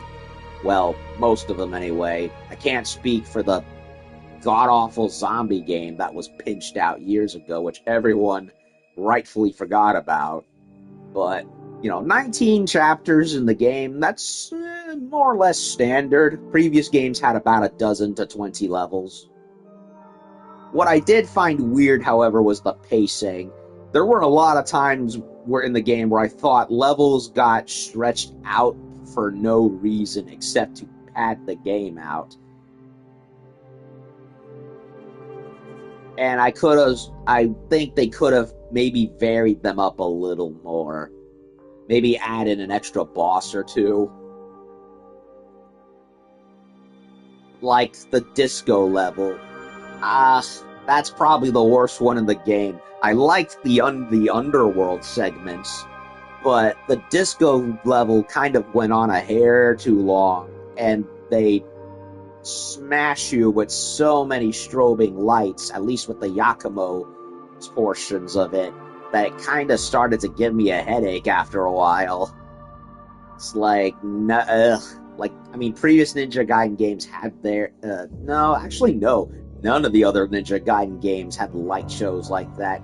Well, actually, wait, there was the Alexei fight in number 2 with all the lightning. Yeah, he definitely put on a light show, but not to this degree. It kind of becomes annoying after a while. I also like that they kind of redid the parrying a bit more. Ninja Gaiden 1 and 2's, you could block and you could parry, but it was never really a big focal point.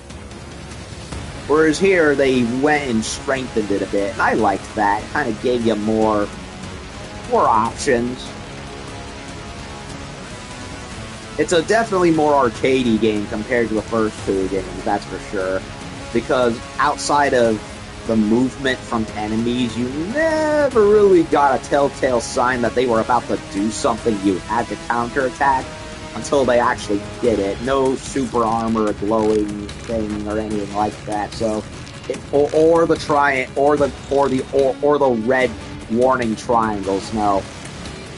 So, I do think the game is a little too arcadey in that respect, because in previous Ninja Gaiden games, you did not know what they were going to do until they actually did it, and the only telltale sign you had was either body language or from the light show put up by whatever attack they were doing. No warning triangles or anything like that, so I'm a little bit mixed with it, because after all, they had Platinum work on it too, so of course stuff from them got led into this game. There's not as many bosses, in my opinion, as previous games, but what bosses are there are definitely fun. The enemy variety, I don't think is as strong, but there's just enough to differentiate between them and different variations of them to never feel too repetitive. So I like that, and I also like that the enemy types also range depending on what chapter you were on, so you were never fighting the same thing entirely all the time. I liked that.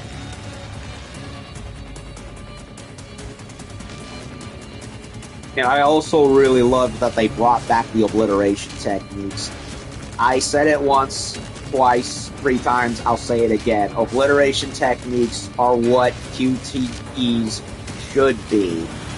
They perfected it in 2008, and the fact that no other game has ever done it, kind of makes me wonder, what are y'all doing? The only problem I had with them in Ninja Gaiden 4 was they're very, very scripted to the bosses. In Ninja Gaiden 2, it did not matter what weapon you had. The path of the ninja is one of solitude.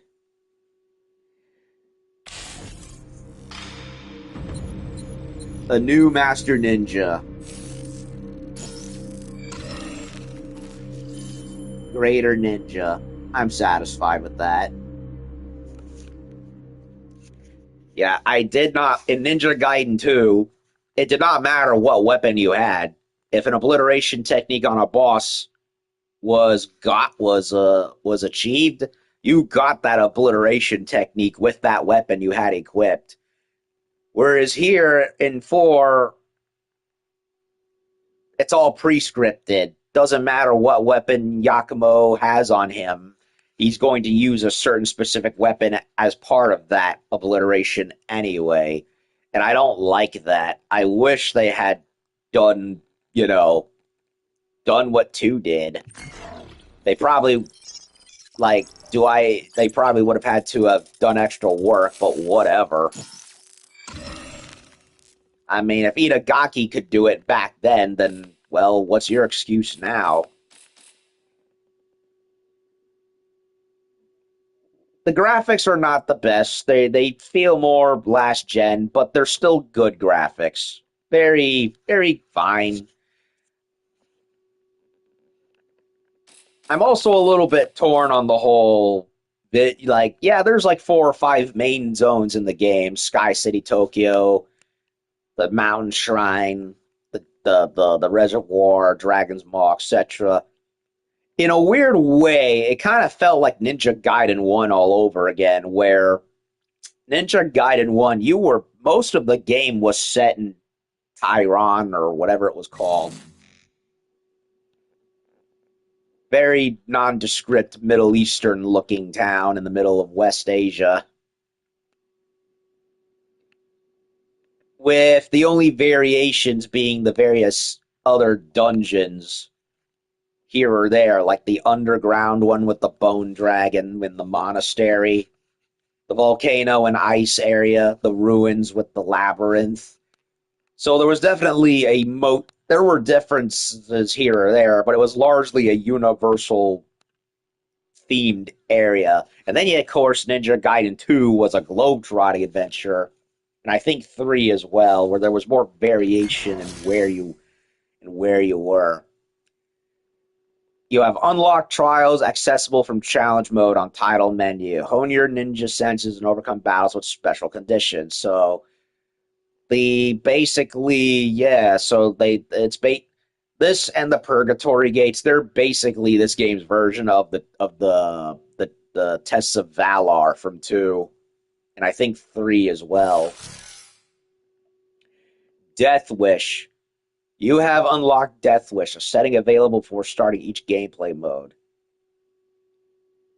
With Death Wish active, your health and blocking abilities are set to their base levels and you cannot equip accessories. So basically, it's basically a try-hard mode.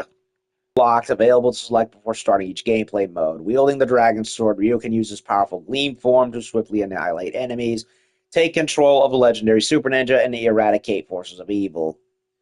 That segues into one of my big problems with the game.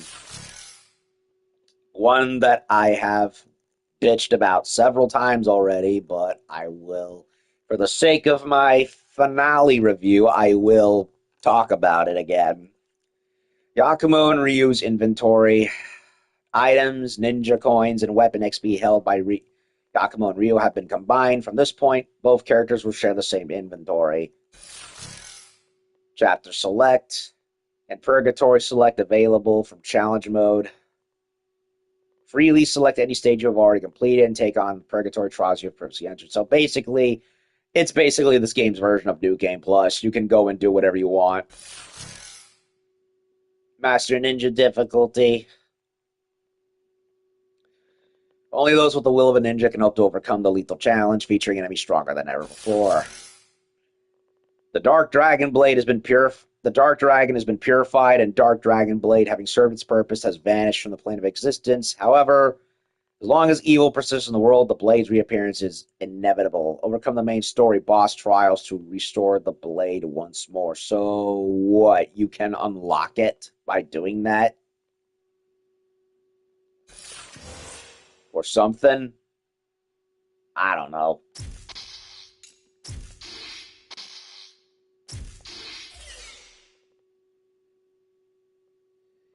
I have no idea.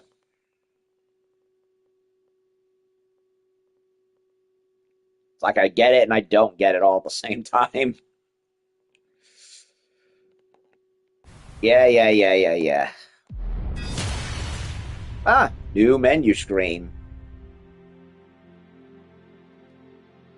So, yeah, overall, visually and stylistically, and in terms of gameplay flow, the game is awesome and very fun. The story is riddled with holes, but it's not unenjoyable. I liked it. I liked aspects of it. I felt sorry for the DDO, however, because, well, they kind of became the unfortunate sacrificial lambs in this game for no reason.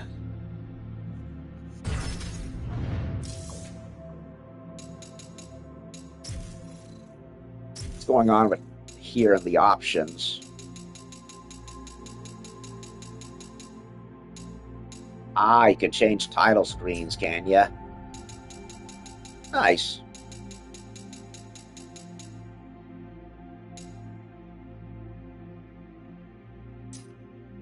Ah, you can change the,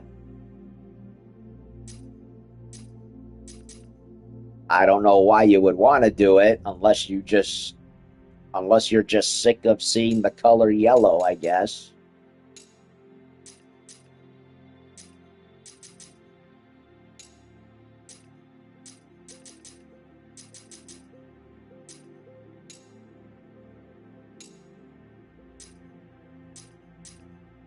Well, that's interesting.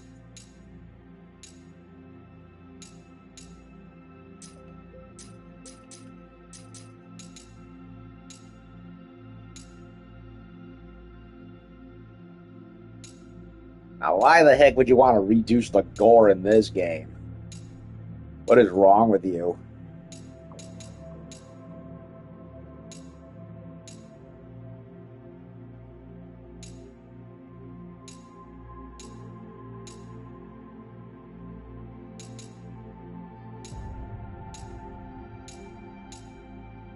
Yeah, here's the button guide.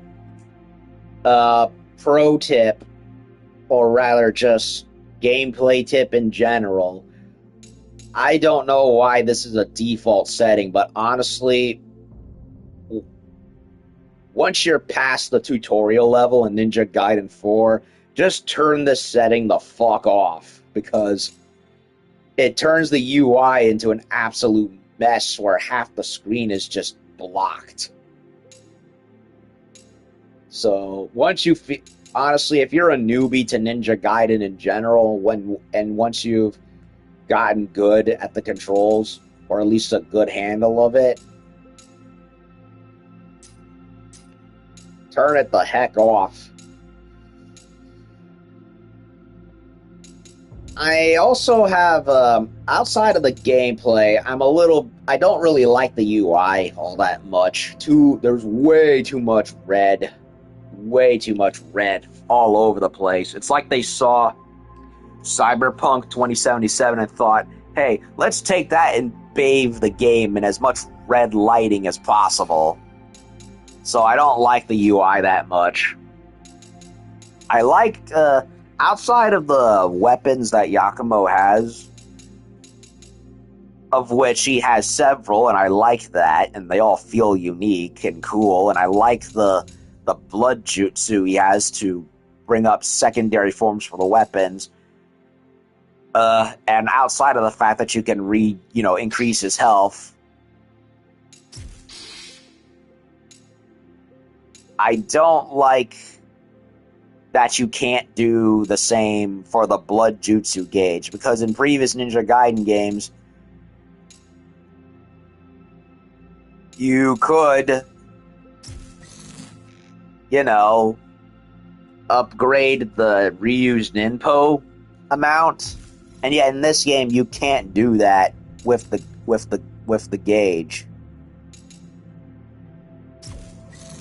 like at all. Okay, so we don't know what happened to Kagachi. He just fell over and collapsed after we beat him. So is he dead? Is he not dead? I don't know. Honestly, I feel like the ending for Ninja Gaiden 4 is a little bit too rushed, because some characters kind of come and go and we don't see them ever again. Where'd Ayane go? That's another... I feel, as much as I enjoyed the story, in a matter of speaking, I don't like how some characters just kind of disappear off the face of the earth. Ninja Gaiden Sigma 2 sort of solved this problem with Base 2, and it's one of the few credits I will give that version of 2. It's that it gave other characters a bit more to do. Like, Ayane just kind of showed up and gave Ryu the Eye of the Dragon in Base 2. Whereas in Sigma 2, you got a whole mission with her explaining what she was doing leading up to that. And here in 4, she just shows up in the disco level and then just fucks off. I was happy to see her again, but I wish they gave her more to do. There's not even a boss fight with her or anything. And then we never see her again. And then poor Kagachi, who we beat the ever-living crap out of, just faints from having ripped off his demon arm, and, well, that's it. We don't see him. We don't see Ryu after the fight with him. It just kind of... It feels like the game had resolution and yet didn't have resolution at the same time. So I feel kind of like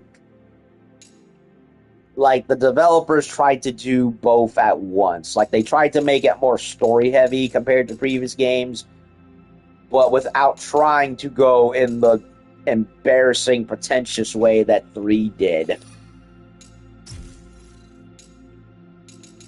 Dark Dragon. Yep.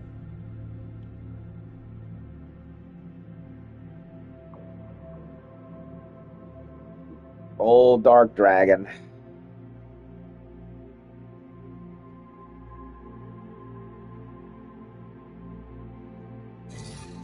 Finally put that petulant bastard to bed.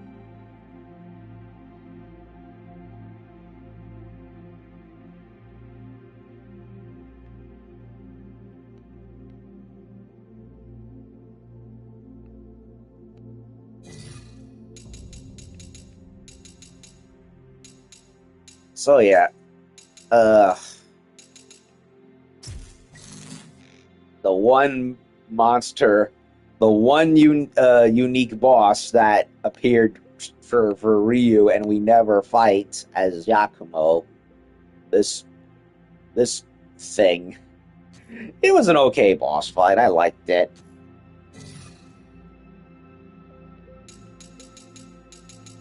So, gameplay was mostly great, impactful, responsive, very clean, and very, very brutal. Ultimate obliteration techniques came back. UI is messy. I mean, you can turn off the side thing, like I said, and you can, of course, upgrade the health, but I don't like how you can't upgrade the Ninpo meter. And as I said, too much red, way too much Cyberpunk 2077 borrowing from this.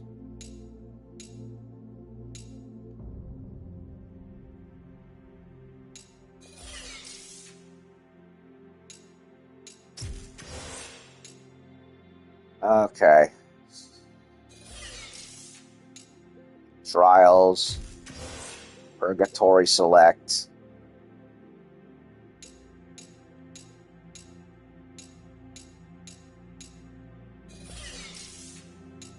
Chapter Select. I guess you just picked the thing, right? Or not. Did I do it wrong? I don't know. I'm not sure.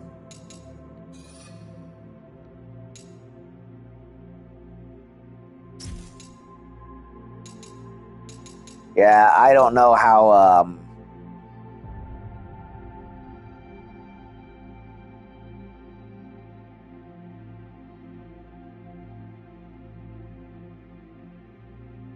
yeah, I don't know. I'm gonna have to fiddle with the game to figure out how this all works. And, okay, so, and bosses were fine. I liked most of them, with the exception of the robot one. That was honestly the worst in the game.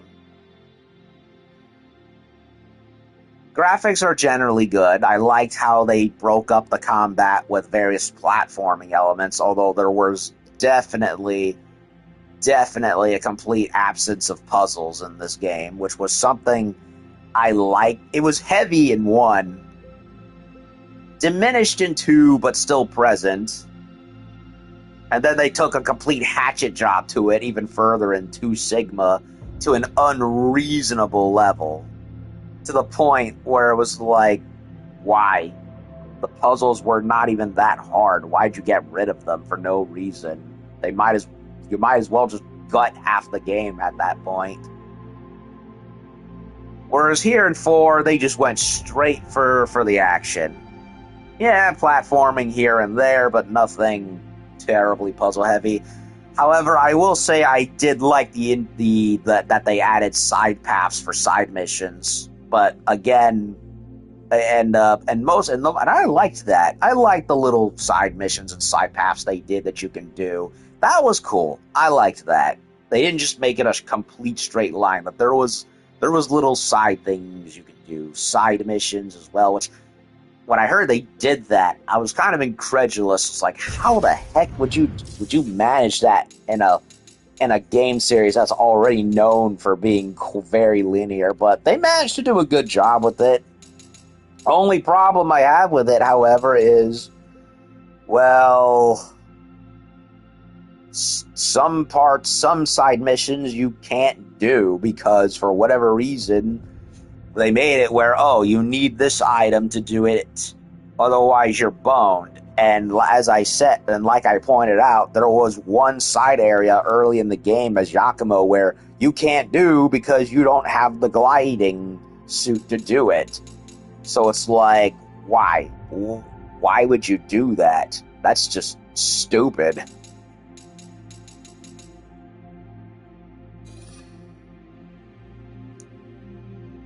And of course, Ryu felt appropriate. He felt great. And I liked the character interactions for the most part. Sayori kind of grew on me after a while. I wasn't sure how I felt about her at first, but I kind of liked her. Yakumo, I mostly like him both in gameplay as a character, but I did feel he needed some more work. I think he could have had a little more character growth. I mean, it's there. I just don't think it happens all that convincingly. And I'm also very, very mixed on his character design. Like, I personally don't like his hair. It covers his eyes way too much. And while I like the general look and theme of his outfit, well, with the raven aesthetic, with the scarf and how it turns into a wing, and the 3 tassels that form like the tail feathers of a bird. Other parts of him are just like, bleh. Like, what is the deal with the tattoos on his arms that look like gauntlets and gloves? Like, yeah, why? What is the point of that? If he's supposed to wear gauntlets and gloves, then give him gauntlets and gloves. Don't do this overly try-hard, edgy tattoo shit. It looks stupid more than anything. Like, I know, Ninja Gaiden is ridiculous. But then there's just WTF. Who thought this was a good idea? You know what I mean? It's like how some weapons in Monster Hunter just look over-designed for the sake of to the point that they look stupid. It's why I have a problem with the Great Sword for Gog Mazios, with all the chains and that weird bronze cap that's like on the very end of the sharp end of the blade. Like, there's no point to that. It doesn't look cool. It just looks retarded.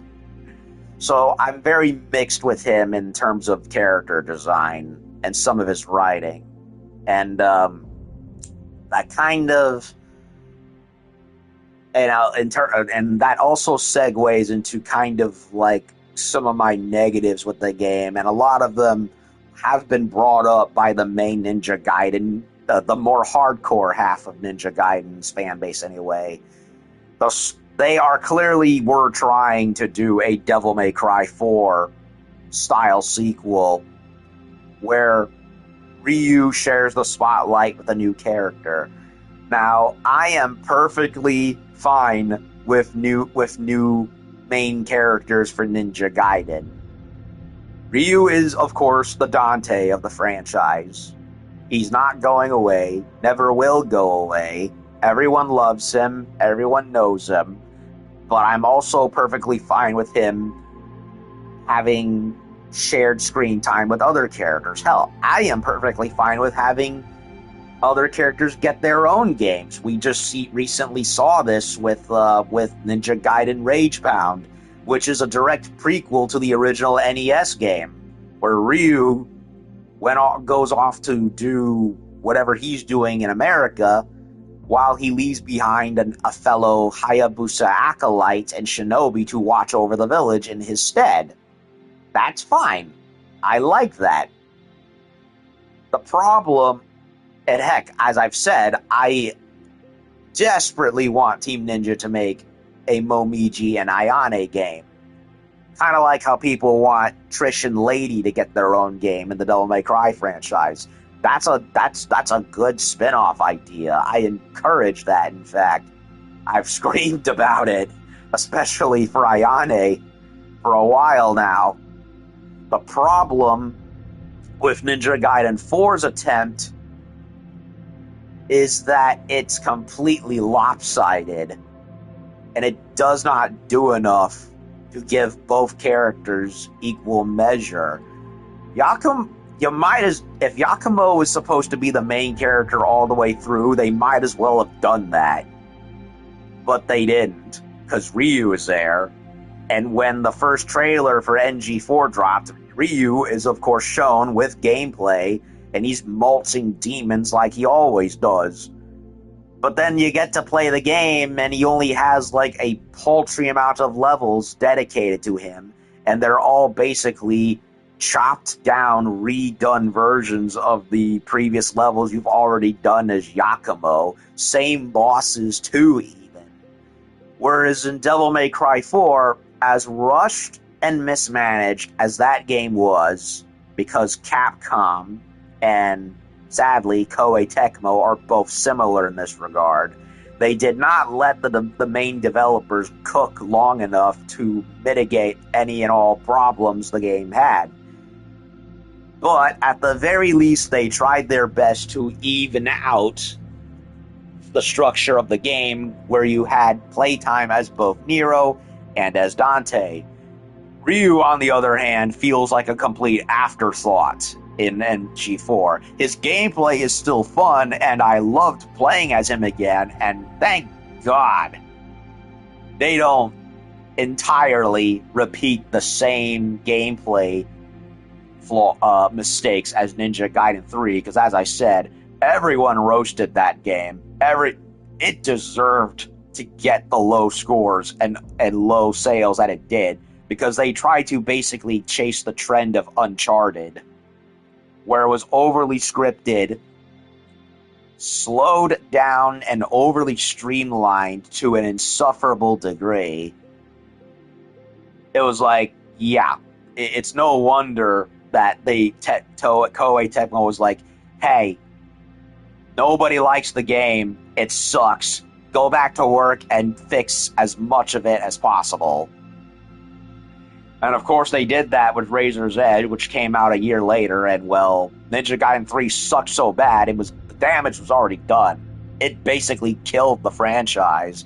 And because Toei Tecmo is also semi-ran by idiots who don't like to learn from their lessons half the time, they of course further added insult to injury with that unwanted, no one asked for Yaiba Ninja Gaiden Z spin-off zombie game, which, yeah, to this day is the only Ninja Gaiden game from the modern era that has, other than Dragon Sword, that has not been ported onto newer systems. And honestly, as much of a game preservationist that I am, I don't think anyone's missing that game anyway. Which is kinda sad and pathetic all at the same time. To be honest, it was basically a complete polar opposite of Devil May Cry 3, where they were, like I said, they released a good game and then made a better version after the fact. Whereas Ninja Gaiden 3 sucked from the start and basically had nowhere else to go but up. And like I said, the damage was done. And that game in C basically killed the franchise. So now we have 4, 10, 15 years after that embarrassment. And while I do think Ninja Gaiden 4 is a huge improvement from that, it sadly, bafflingly, still has a lot of the same mistakes, and even some new ones that Team Ninja stubbornly refuses to learn from. And it's why I say the people that are still in charge of Team Ninja since NG Sigma 2 and 3 need to fucking go. Because for every 1 or 2 things they get right, they completely miss the point entirely of everything else that made NG what it was, or at least the modern games anyway. And it's kind of like, yeah, you need to get people who actually understand the franchise back in charge and ditch the wash-ups who clearly still don't get it, even after all these years. And Ryu, as fun as he is in the game, same problem as 3. He only has one set of weapons and abilities, and he does not have anything else. That's what makes it frustrating. And even though you can play as him in the missions of that Yakumo has, it doesn't matter. Because all he has is the Dragon Sword. That's it. Nothing else. At least with Yakumo, you can choose. He has multiple weapons, and that problem doesn't apply to him. But for Ryu, not only did he have less than a fifth of the game to himself, he only has one weapon to go to himself. So yeah, it's like, yeah, just because you can replay the game again as him doesn't mean it's going to not get tiresome. And frankly, outside of the bonus skins, one of which is fine, the Ninja Gaiden 3 version of his Black Falcon costume is not fine, and he feels, frankly, like an extra insult to injury. It's like, no, Team Ninja, we don't want to acknowledge that game ever again. Stop bringing it up. It does feel, in a lot of ways, it feels undercooked. Like, is the game good? Yes, but it does leave me wondering why they went and repeated a lot of the same mistakes from the past games, or even just downgraded what was right about past games. Again, ultimate tech obliteration techniques, wish they weren't restricted to being pre-scripted. Ryu being stuck with one weapon. And of course, this is a more new problem to this game, the pacing being kind of borked, where some levels go on for way too long. Way too long, and should have either been a different level entirely or had maybe more bosses or other characters to play as even. And of course, it does lead me to think that I suspect personally, and I've made this repeatedly known, I do not believe that Platinum Games was hired to help work on Ninja Gaiden 4 just because of it is like, oh, hey, you want to make a new action game? Yeah, you haven't done anything in a while, right? I mean, Bayonetta 3 kind of crashed and burned. So you want to come help for funsies? No. I think they were brought in because Team Ninja clearly could not be trusted with making another Ninja Gaiden game by themselves ever again, especially considering not only was 3 bad, they somehow managed to completely botch Ninja Gaiden Black 2, where they didn't really make the definitive edition of 2 so much as they just ported Sigma 2 and slightly altered some things and removed lazily a bunch of things that should have been in the game. A lot of the extra bosses, gone. Almost none of the bonus costumes from the 360 were carried over. They even removed content from Sigma 2. So yeah, Black 2 was not only not the definitive edition of either version of 2, they somehow managed to downgrade it. And I don't care about the new graphics in the blood being put back in. It doesn't fucking matter. They even released it without the New Game Plus. Again, one of the best parts of Base 2 taken out from Sigma 2, and they still somehow didn't put it back in the game.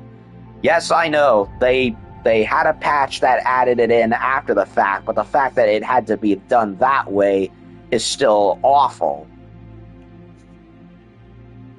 And it's like a lot of mistakes made were ones that I could somewhat excuse if this was the first game in the series, but it's not. It's the fourth main entry in the modern era series.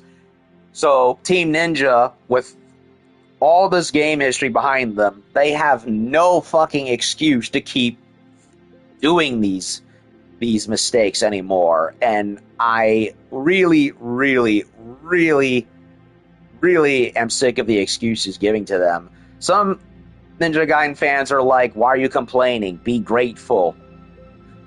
To which I say, no. I'm glad the series is back again, but I'm not going to be grateful for being given half-cocked bullshit that they damn well know better about. Especially considering that they've been making these bad decisions for years.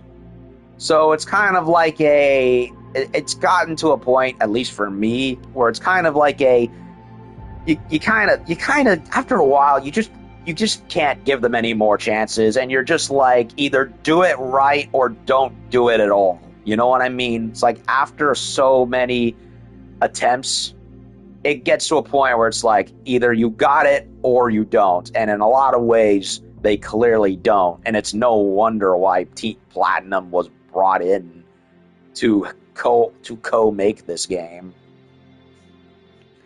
And they know it too, because we have the Two Masters DLC coming, which Lord knows what that's going to be. Maybe a post-campaign expansion taking place after this? I don't know. It's possible. And they also clearly know Ryu is undercooked with his weaponry, because they showed he has some new gauntlet weapon that looks similar to the Falcon's Talons, but it isn't the Falcon's Talons. So I don't know what they're going to do there. And I also predict within a year's time we are going to get another version of Ninja Gaiden 4 with more content and more, whether it be new weapons, new levels, new characters, new enemies, what have you. And I know that's going to happen because they've done that with every Ninja Gaiden game since the 2004 pseudo reboot, with Black and Sigma 2 with Sigma 2, and, well, Black 2, which, honestly, definitive edition, my ass. And, of course, 3 with Razor's Edge, which basically completely erased Base 3 because Base 3 was so bad. So, out of franchise habit, I predict that's what's going to happen. Or I could be wrong, and they'll probably just release that Two Masters DLC and then move on to something else. Who knows? Because Team Ninja seems to be more in love with copying Dark Souls now more than anything with the Nioh games. I don't mind the Nioh games. I enjoyed 1 and 2, streamed both of them, in fact. But clearly that's where their priorities are, and they even did it again with that Long game, the Chinese one, which was basically their attempt at copying Sekiro. I never played that game. In fact, does anyone even remember that game? I'm surprised even I do. And then they have that Rise of the Ronin game, which also kind of came and went like a fart in the wind. I admit I kind of want to play that one, but yeah, it does seem that Team Ninja nowadays is content to just make Dark Souls clones with Japan on them more than anything else. Oh, and another issue. The sub-weapons are a joke in this game. In which I mean, there fucking aren't any. It's just the ninja stars. No windmill shuriken, no incendiary shuriken, no bow and arrow, not even a cannon.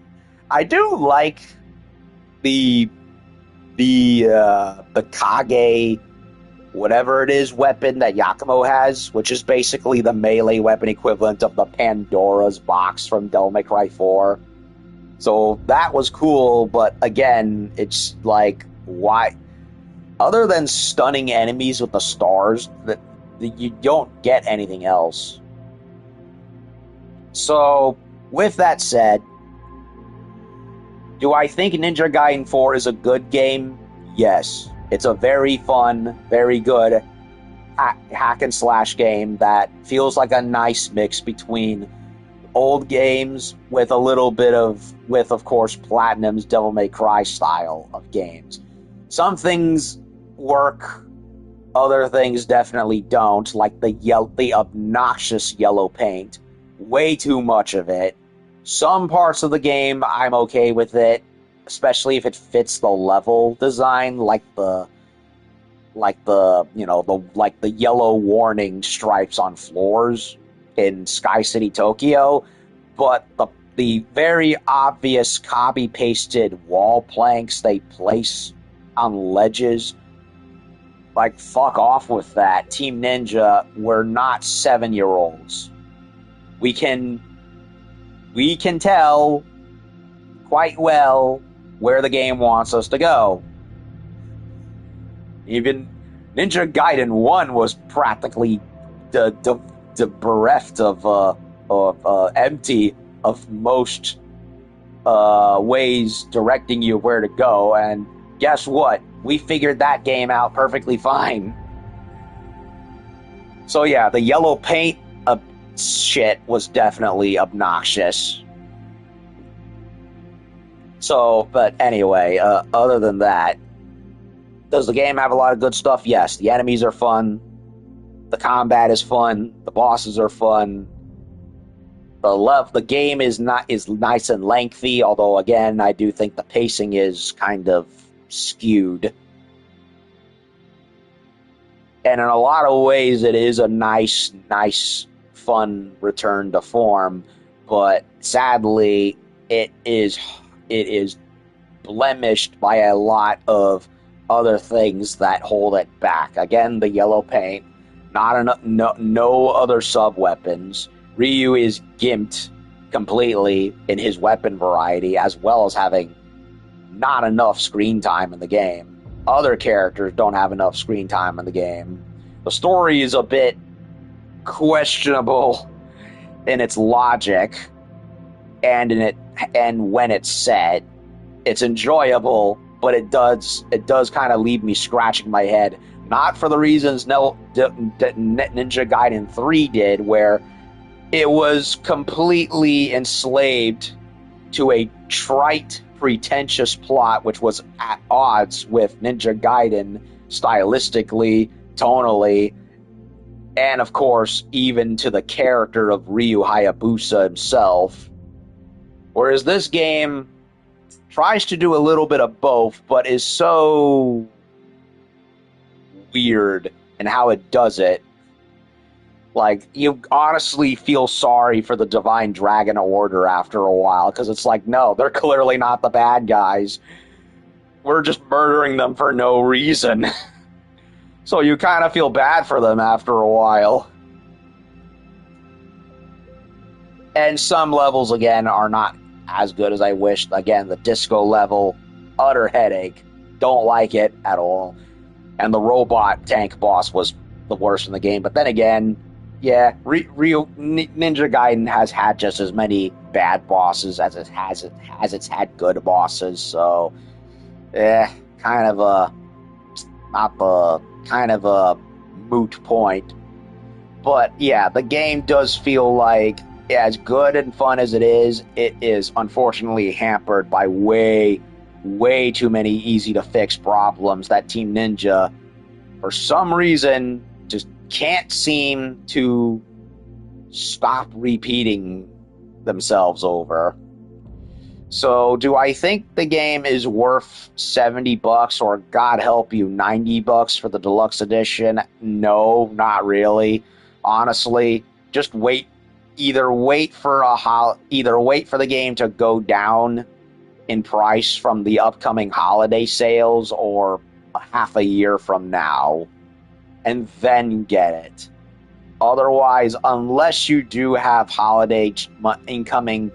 unless you have birthday money left over or an incoming holiday pay coming up that you can spare, then you can or you just have to have spare cash lying around, then I recommend getting it. But if you don't, and honestly, no, it's not worth the $70. I'm glad the franchise is back, and as much as I had fun with the game, it is just way too flawed. And it is just way too flawed to recommend the full price.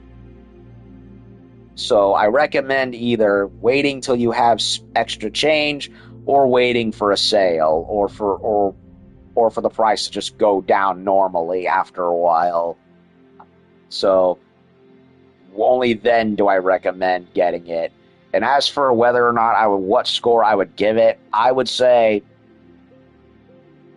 it's better than 3, at least base 3. I cannot comment on Razor's Edge because, honestly, Ninja Gaiden 3 disgusted me so much, I never touched Razor's Edge. So I may have to remedy that eventually, but overall, it's like, yeah, even with all the alterations to the gameplay in 3, the story was just so bad I wanted nothing to do with it. But like 3, it does suffer a lot of similar problems. If I had to say what is the objectively still better games, it would definitely be Ninja Gaiden Black. Which was the second version of the original game. And while I do think it definitely cut out some things needlessly, Sigma 1 is good too. Because you get the bonus weapons. Some enemies are given, like the Black Spider ninjas, are given more personality in their design, as opposed to just being the dull brown ninjas that they were originally. And then, of course, Ninja Gaiden 2. Original 2 from the 360. Because you had all the bonus outfits you can get, albeit sadly through DLC. And I fear a lot of that DLC content has since become lost media. Sadly. Because Team Ninja are lazy. And contrary to what was said, no, they do in fact have the source codes for NG1 and 2. They're just too fucking lazy to properly port the game correctly, and would much rather just stick with the Sigma builds instead of actually doing their damn jobs. So, Sigma 2, yeah, in my opinion, is the lesser of the 360 compared to the 360 version of 2.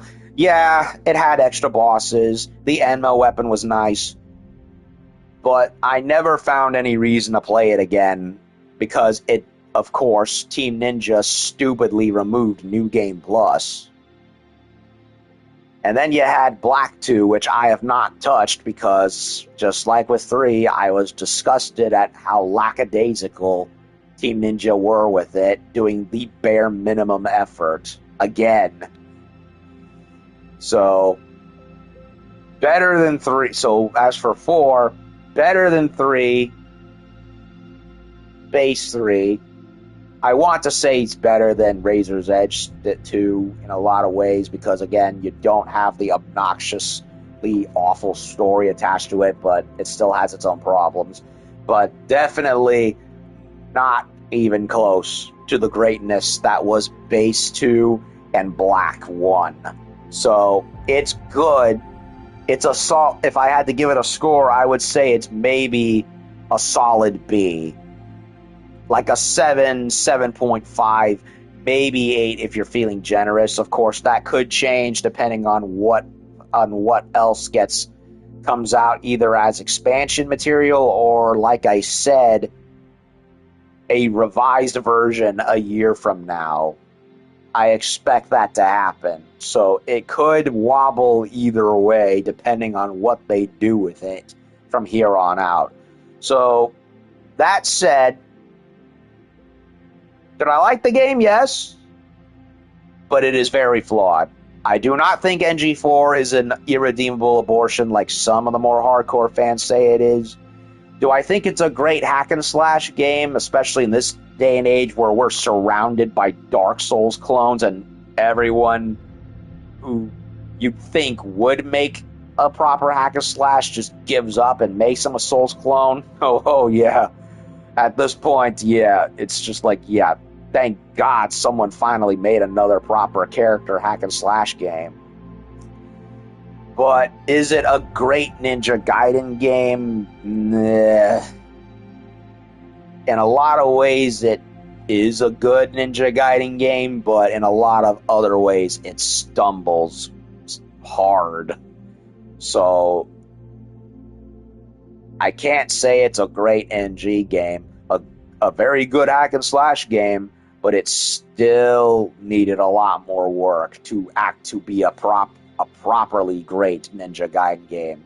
So I do recommend playing it whenever you can, but not at full price, and it definitely needs more work done to make it better than how it ultimately came out. So anyway, that's the end of the playthrough. 9 parts. And I enjoyed my time with it despite all the flaws of which I have gone on tangents over. And Team Ninja, you better be listening, because you're on thin ice, have been on thin ice for years. So good game, fun game, but wait for a sale or for another version of it to come out, or if you have spare change lying around. Needed more Ryu, needed more weapons for him, needed more of a lot of things. But I had fun at the end of the day, and I liked the game despite its problems, and I hope that there are better tidings for Ninja Gaiden as a franchise from here on out, and that somebody in Team Ninja and Koei Tecmo can finally grab the ninja by the headband and steer the franchise further into the right direction. So anyway, I've yapped a lot. I'm tired. You're tired, probably, from me going on and on. So that's basically it. I'll likely either go back to Zenless Zone Zero after this, because I still have characters I have to finish dates for, or I will go and double back to Wu Chang and finish that game because, well, I kind of abandoned it out of burnout and getting from the game and how frustrated it left me after a bit. So who knows anything, or I'll divert and play another game. Who knows? So that's it for Ninja Gaiden 4. Thank y'all for watching. I'll see y'all later. Peace out. And may this franchise soar back to high heights again. Because Lord knows it desperately needs it. I've missed it. Bigly. Verily.